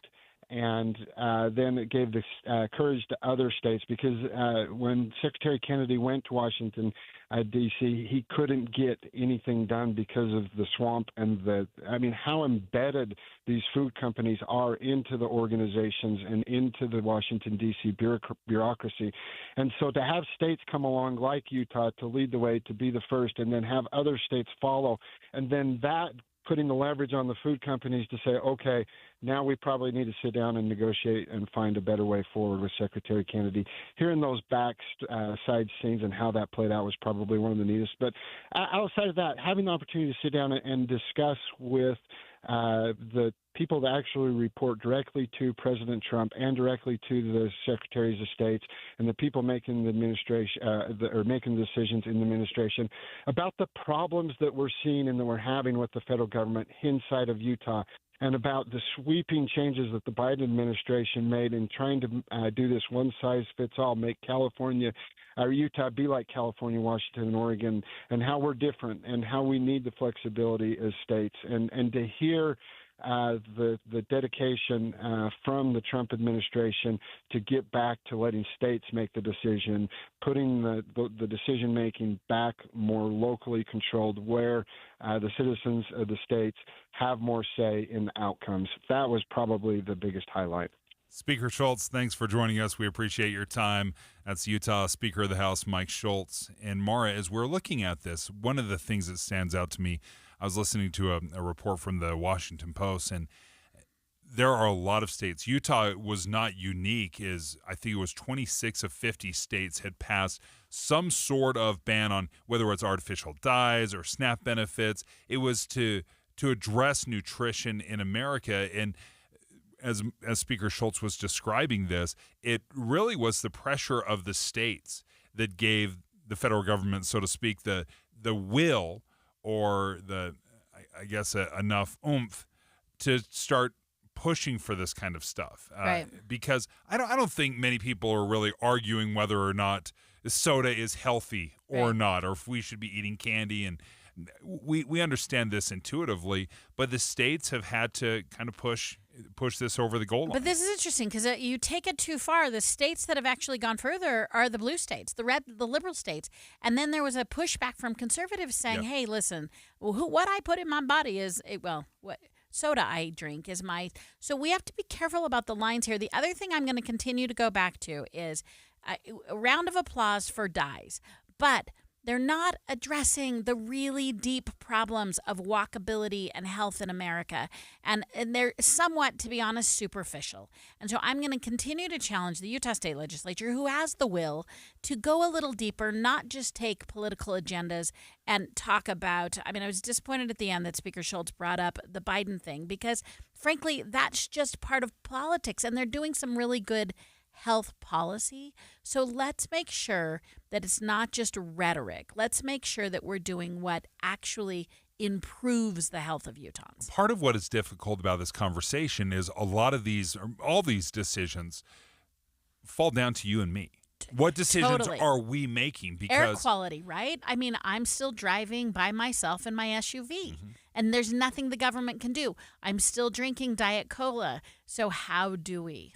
And are we looking for government solutions when we will just find the alternative, right? As soon as my Diet Coke stops looking like Diet Coke, or if it stops tasting like Diet Coke, because when we start addressing these artificial sweeteners and we start saying, hey, you can no longer use these petroleum-based dyes, which we've had no problem with for the last 50 years. Totally. But as soon as we start saying no and we're sweetening it with carrot juice or watermelon, and then all of a sudden you're like, this doesn't taste like I'm used to it tasting. Yeah. Are we going to be – that's fine, though, because at least we don't have the dyes in there. Yeah. And I think that's going to be a real difficult thing to overcome, is if your Hostess Ding Dong does not taste the way you expect it to taste, then you will stop buying it.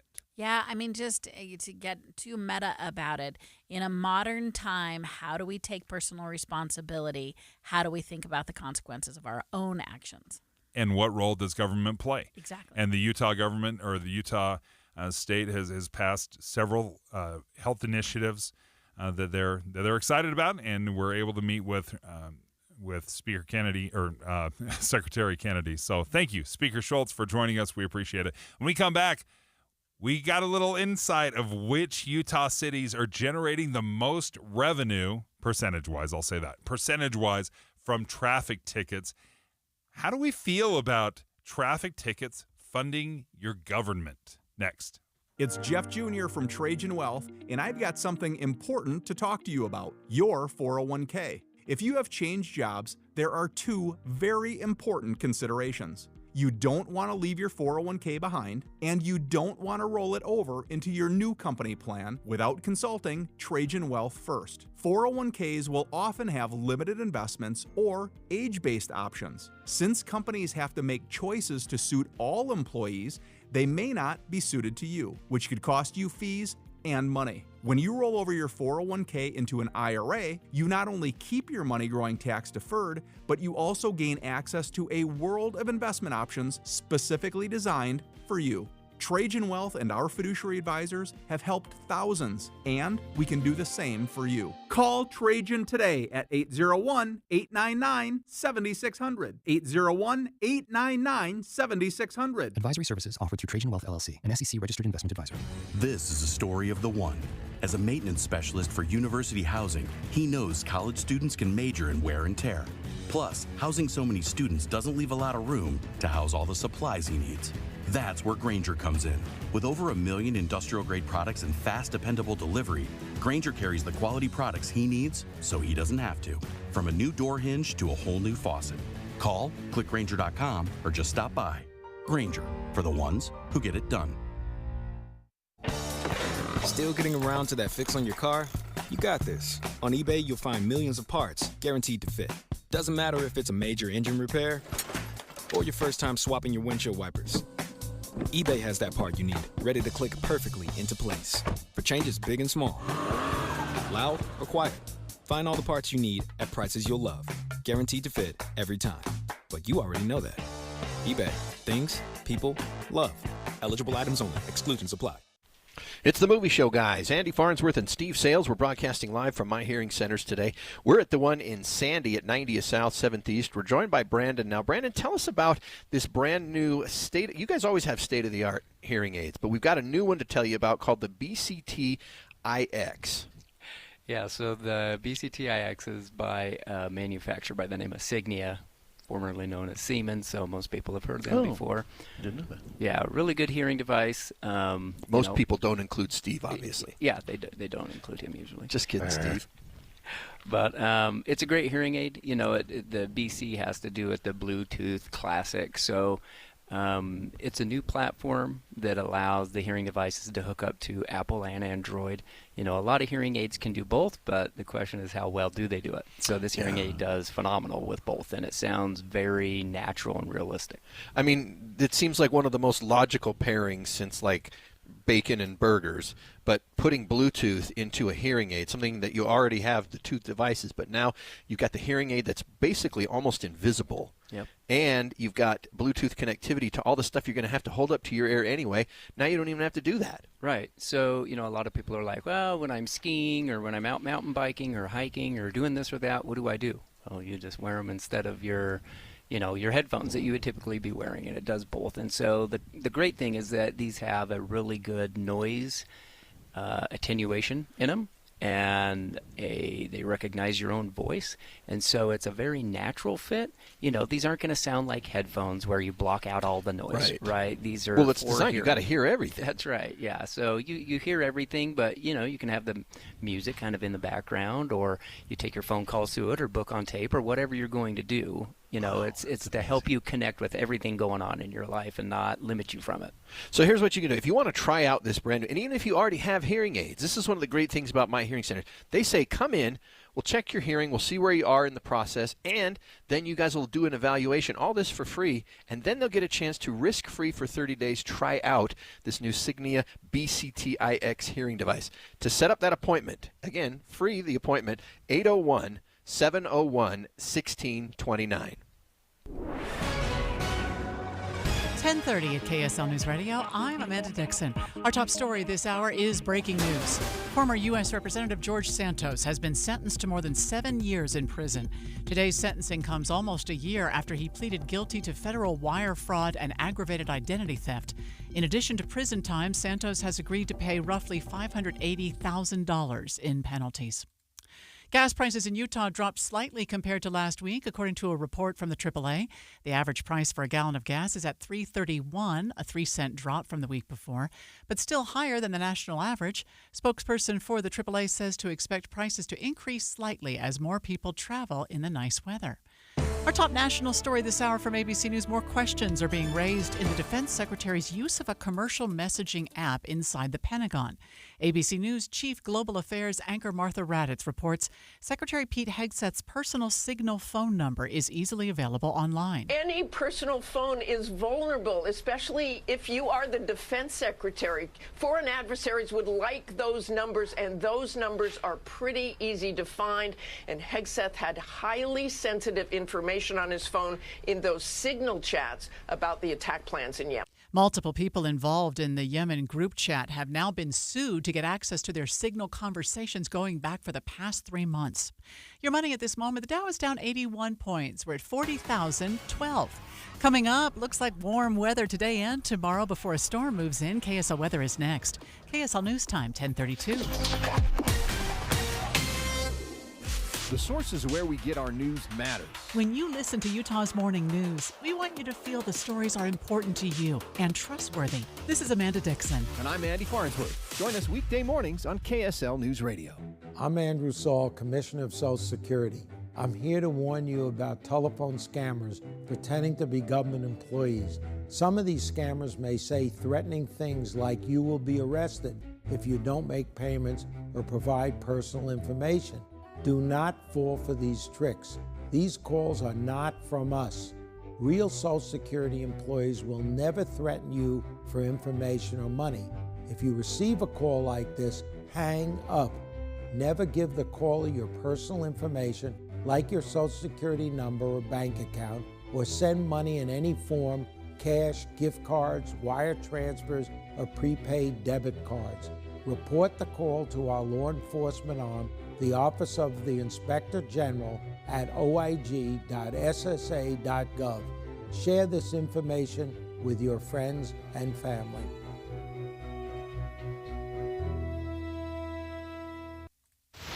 Traffic and weather together, brought to you by Mountain America's MyStyle checking account with built-in benefits. And here's Alessandra Gurr. Cars are streaming at speed along northbound I-15 from Spanish Fork to downtown Salt Lake. An earlier crash on westbound 33rd South near the I-15 ramps has cleared. There are some controlled burns going on this week around the Great Salt Lake area, so if you're seeing black smoke, that could be the cause. If you can see something we don't, feel free to text the KSL Mountain Home Services text line at 57500. Create your floral sanctuary with Olson's Greenhouse. Locally grown, premium quality flowers to complement porches, patios, containers. Don't miss Olson's Container Fest Saturday, April 29th at all Home Depots. Details at ogg.com. I'm Alessandra Gurr in the KSL Traffic Center. Today, we'll get up to 76, 75 tomorrow with lots of sunshine. Then the rain moves in Sunday and Monday. Monday's high only 59 degrees. Right now, it's 61 degrees downtown. I'm Amanda Dixon from the KSL Common Spirit Health Studios. Listen online at kslnewsradio.com. We're Utah's news, traffic, and weather station. Dave and Dujanovic, your morning companions for talk, analysis, and key perspectives on Utah's biggest stories on KSL News Radio. I love this story because we were speaking earlier this week about traffic tickets. And this is something everybody's had experience with. They've been driving through, they see the red and blues flashing behind you. I consider myself a bit of an expert in this area. lots of extra, a lot of anecdotals. Heavy foot or Weaver. You know, I like to think of myself Weaver as an efficient driver. No, here's the thing. I'm safe and I'm not prone to road rage.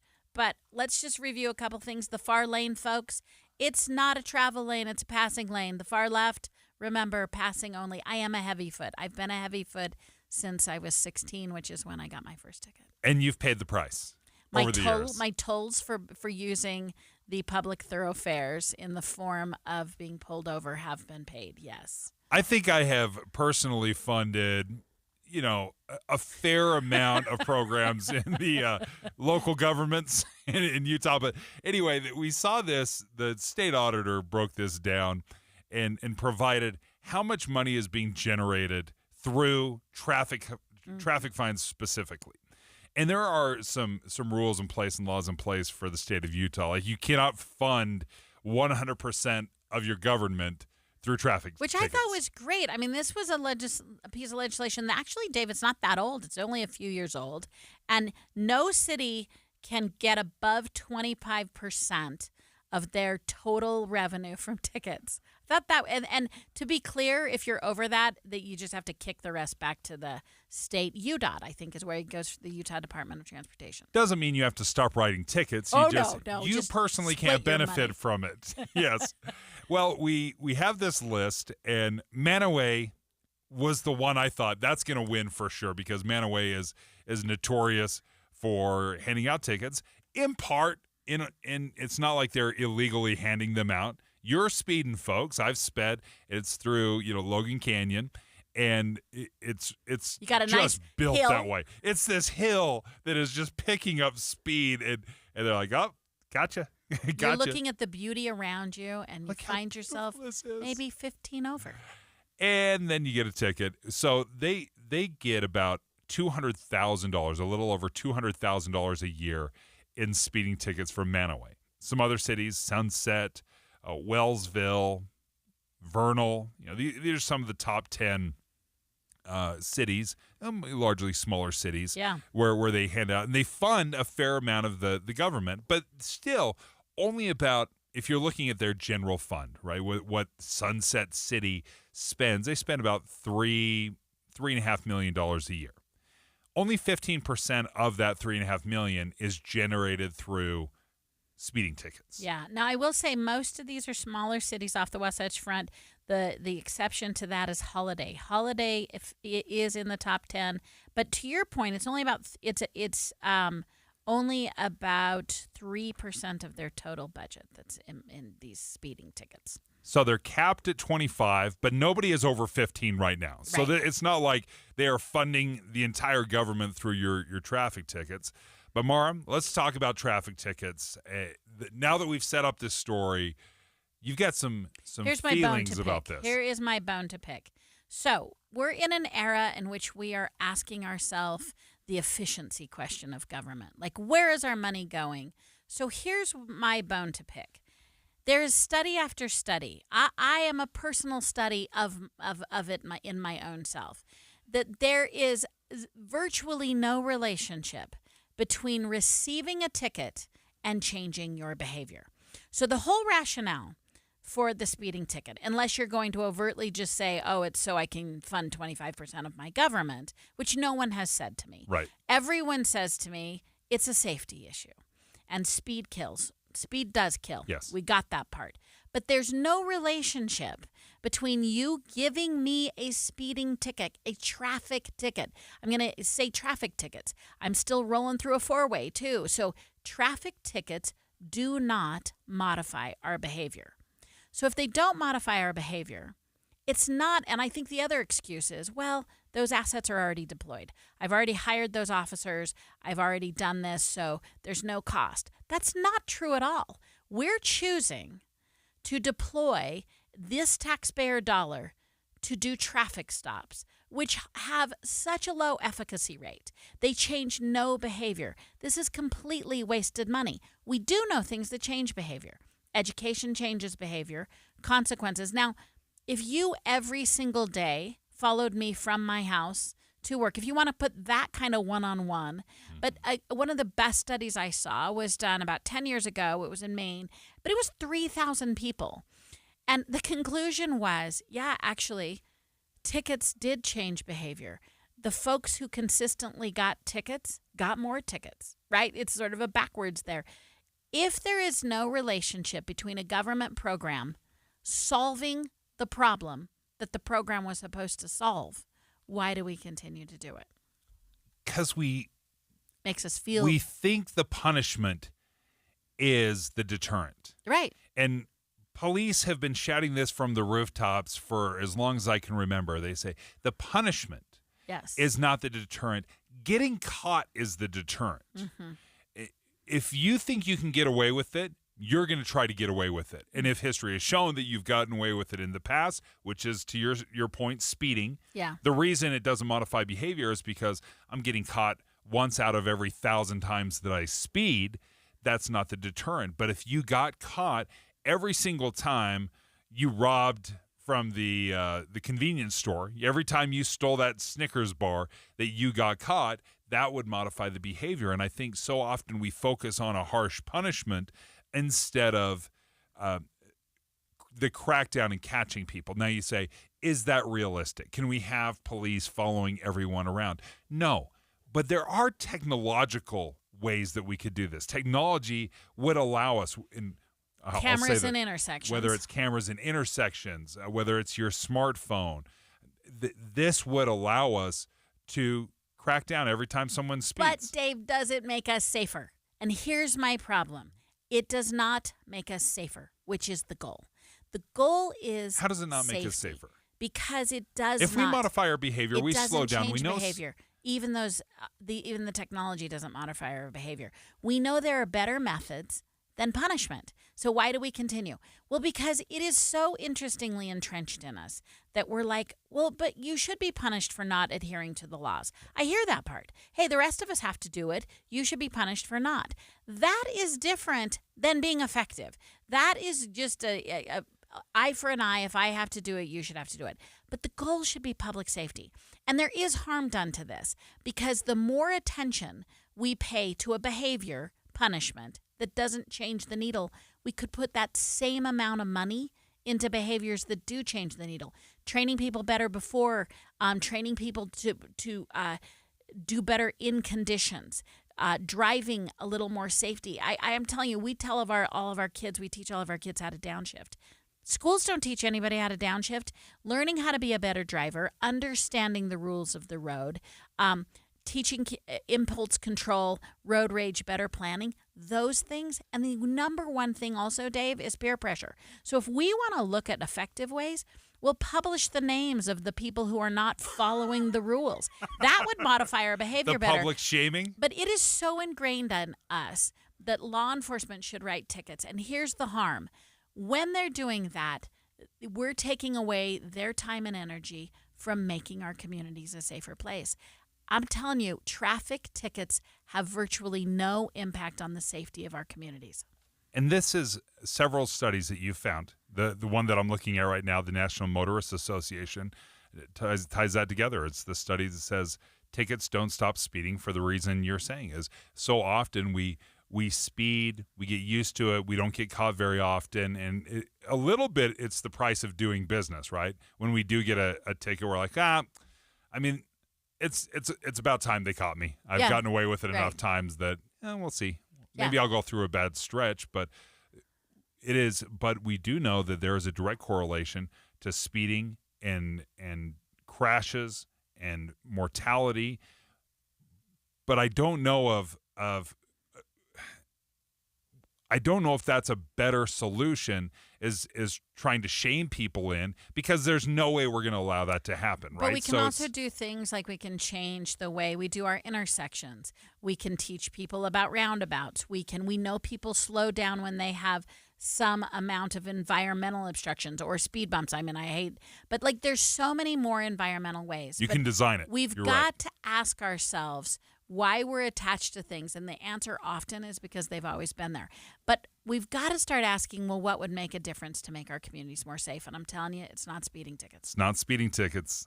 That is a hot take. There you go. That's we've always done it. We've always had it, and the studies that are saying it's ineffective, it's not really changing behavior, is fascinating. Up next, we'll check in with the KSL Movie Show. Wesley Financial Group is not a law firm. They told us nothing but lies. These timeshare thieves out there are terrible. They bullied us. Our timeshare is all a scam. They stole from us. They were thieves. I was completely taken advantage of. Hello, I'm Chuck McDowell, founder and CEO of Wesley Financial Group, and I know the tough spot you're in. Are you asking yourself, why did I buy that timeshare? I'll tell you why, because that presentation wasn't a normal sales pitch. It was a show to convince you that timeshare is a great investment. They told you it was available today and today only. They said you're foolish if you don't buy, and unfortunately, you believed them.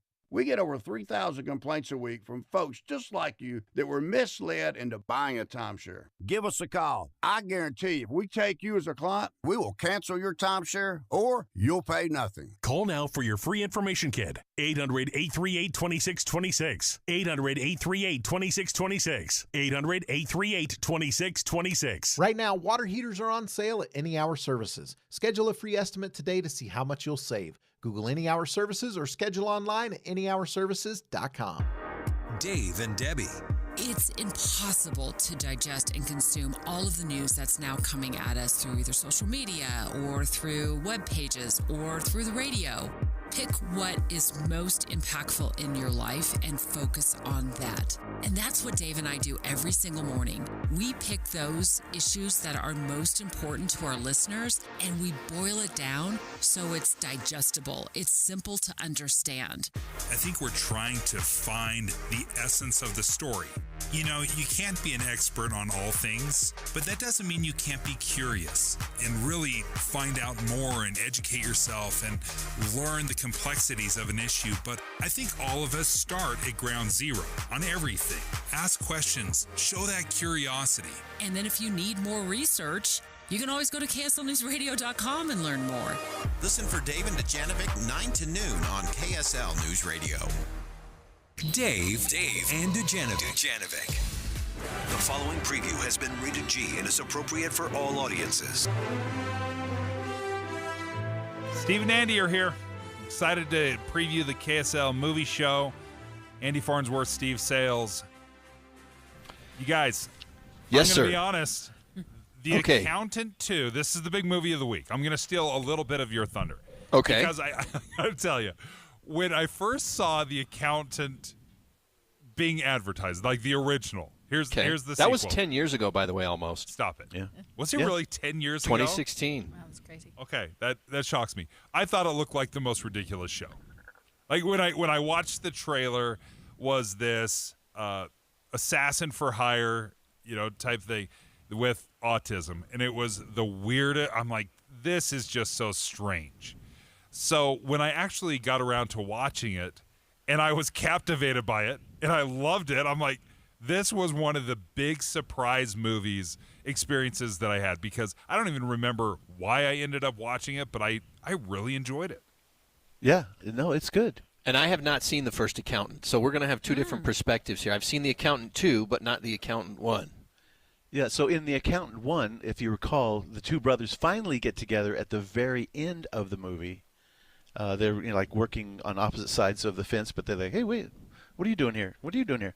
Brothers don't shake hands. Brothers, yeah. So in this one, they actually get together much sooner, and a lot of comedy ensues because one of them doesn't care about anything. He'll kill anything.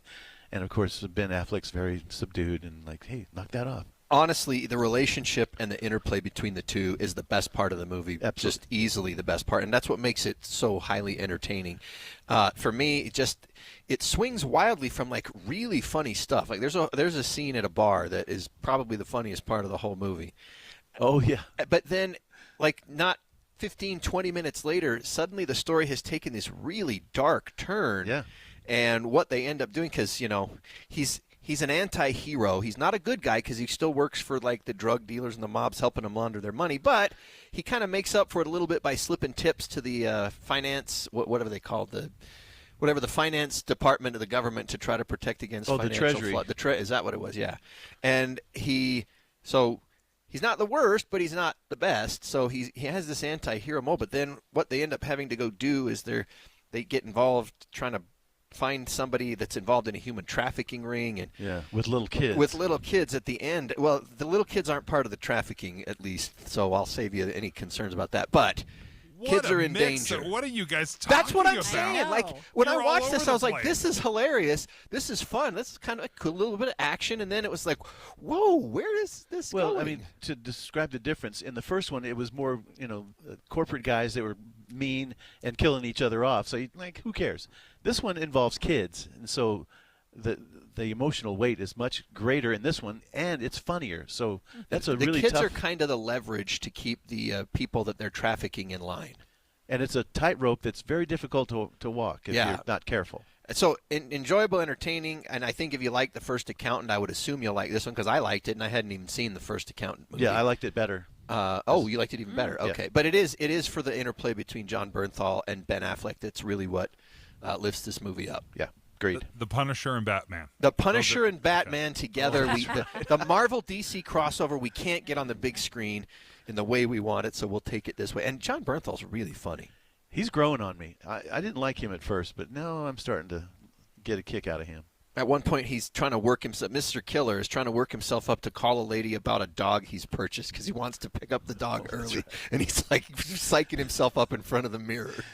Yes. It sounds like the strangest mix for a movie that I've ever heard. But it kind of comes together. So you're going to love it, David.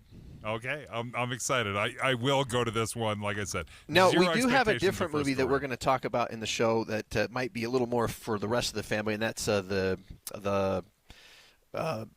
where did it go? Raising the Bar, the Alma Richards story that was done locally. It was filmed a lot of it locally, and it tells the story of Utah's first Olympian. And we'll interview T.C. Christensen, the director of the film, during the movie show. So that we've got things that are for people beyond just the older folk. And The Legend of Ochi is a little more family-oriented. Yes, and I didn't get to that one. So, but we've got a question, Dave. We can't ever leave without asking you our movie show question of the week. Okay, let's lay it on me. What was the most forced and unnecessary movie sequel that you can think of? Empire Strikes Back. What? Just Stop. Kidding. Just kidding. That's me trolling you, Andy. That is worked. me. He's on the floor. He's having he's having a seizure. Although, to be honest, I know people who have tried with a straight face to make the argument that the first Star Wars movie needed no stories after it. What? I've heard that from people who I actually respect, or at least did before they said that. All right, Dave, what about you, though? What do you think? Oh, it's so Off top hard. here. Do you need a couple more minutes to think? Yeah, you know what? When I think about it, the terrible movies out there, like Dumb and Dumberer.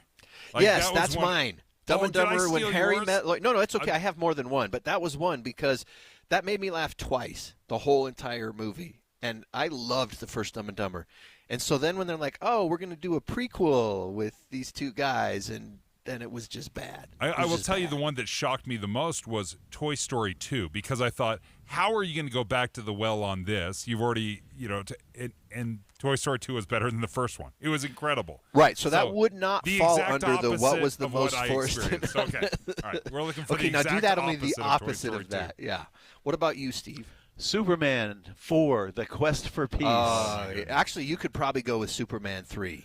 Well, because that one was 4 pretty was bad so also. dumb. That nuclear dude. Oh, yeah, no. Superman 4 is actually there. You can go on YouTube and find the honest trailer for Superman 4, and you will laugh to tears at it. Well, I laughed to tears just watching the movie, so I thought, what? Poor Gene Hackman is in that thing. What are you doing? That's a good choice.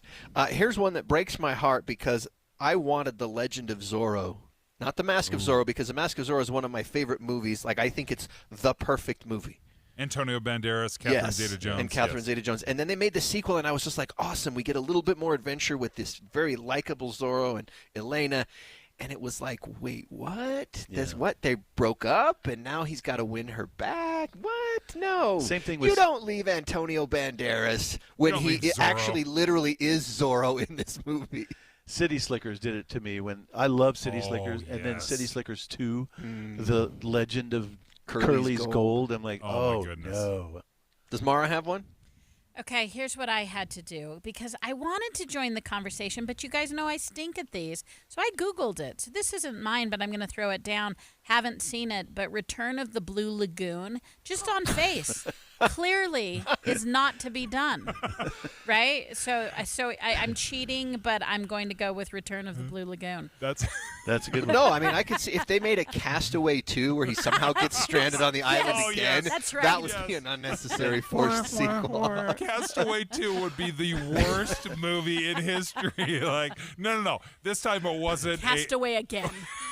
Or either that or Wilson washes up on the beach and it's just 2 hours of the volleyball sitting there on the beach. That would be funny. I do have one more that's like literally the poster child for bad sequels. Okay. And that came out in 1985 called Breakin' 2 Electric Boogaloo. I love the title. I had no idea there was a Breakin' 1. Didn't Oh, know. yes. No, yeah. And so even more that they made a sequel to the movie about breakdancing from the 1980s. And honestly, you hear it, it's almost a meme. It was a meme before it was a meme. Anytime, and something too, Electric Boogaloo. Like you'll hear people say that all the time.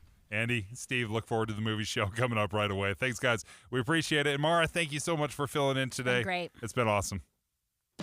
Workdays can be unpredictable, but your workwear shouldn't be.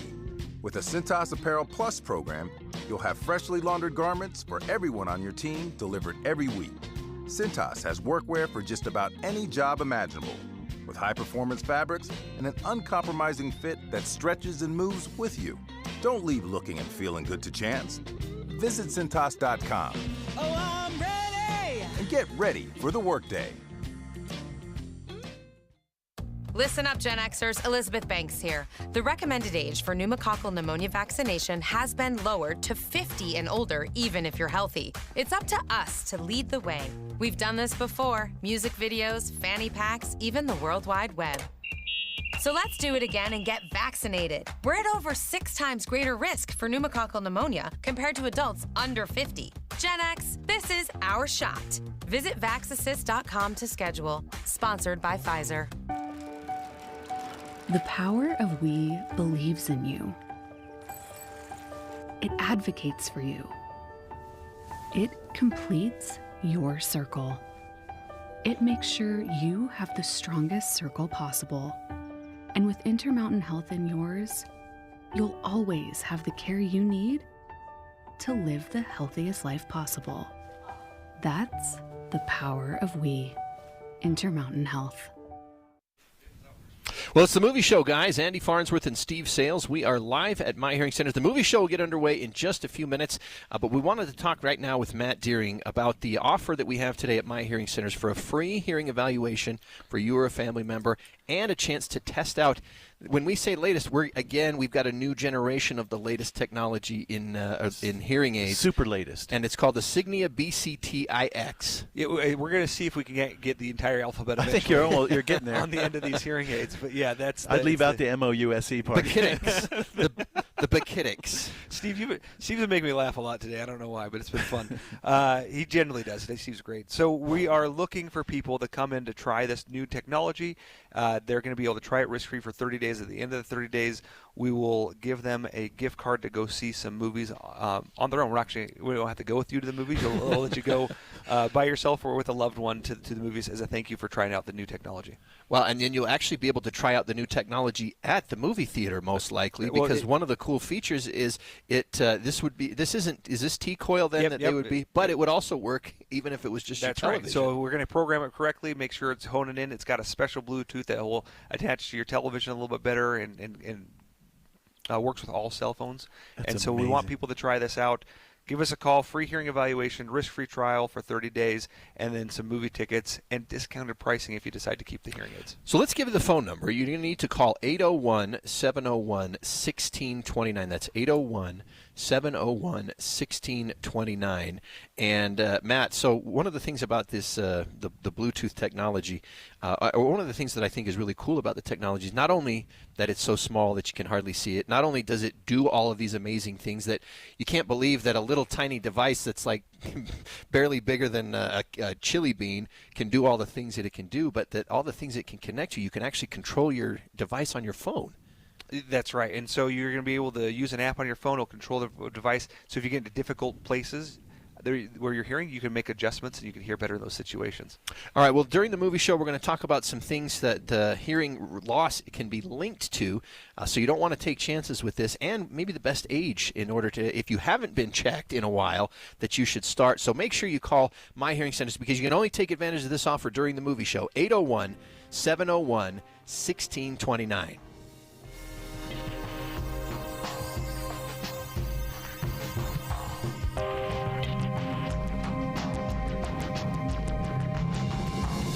KSL FM Midvale. KSL Salt Lake City. From the KSL Common Spirit Health Studios, this is KSL News Radio. Utah's news, traffic, and weather station. It's 11 o'clock at KSL News Radio. I'm Verl Johansson. KSL's top story this hour is breaking news. The jury is now deliberating the case of a man accused of killing 2 toddlers in Eagle Mountain with his car. Closing statements have wrapped up in the Kent Cody Barlow trial, and the prosecution tried to make the case for first-degree felony murder. Barlow's legal team isn't disputing that his actions caused the boys' deaths. They are just hoping the jury sees it as an accident. In other news, the mixing of residential and commercial areas in Salt Lake City is causing some unique problems for traffic. Walking, biking, driving, and public transportation are creating traffic headaches, especially for those near downtown, Capitol Hill, and the University of Utah.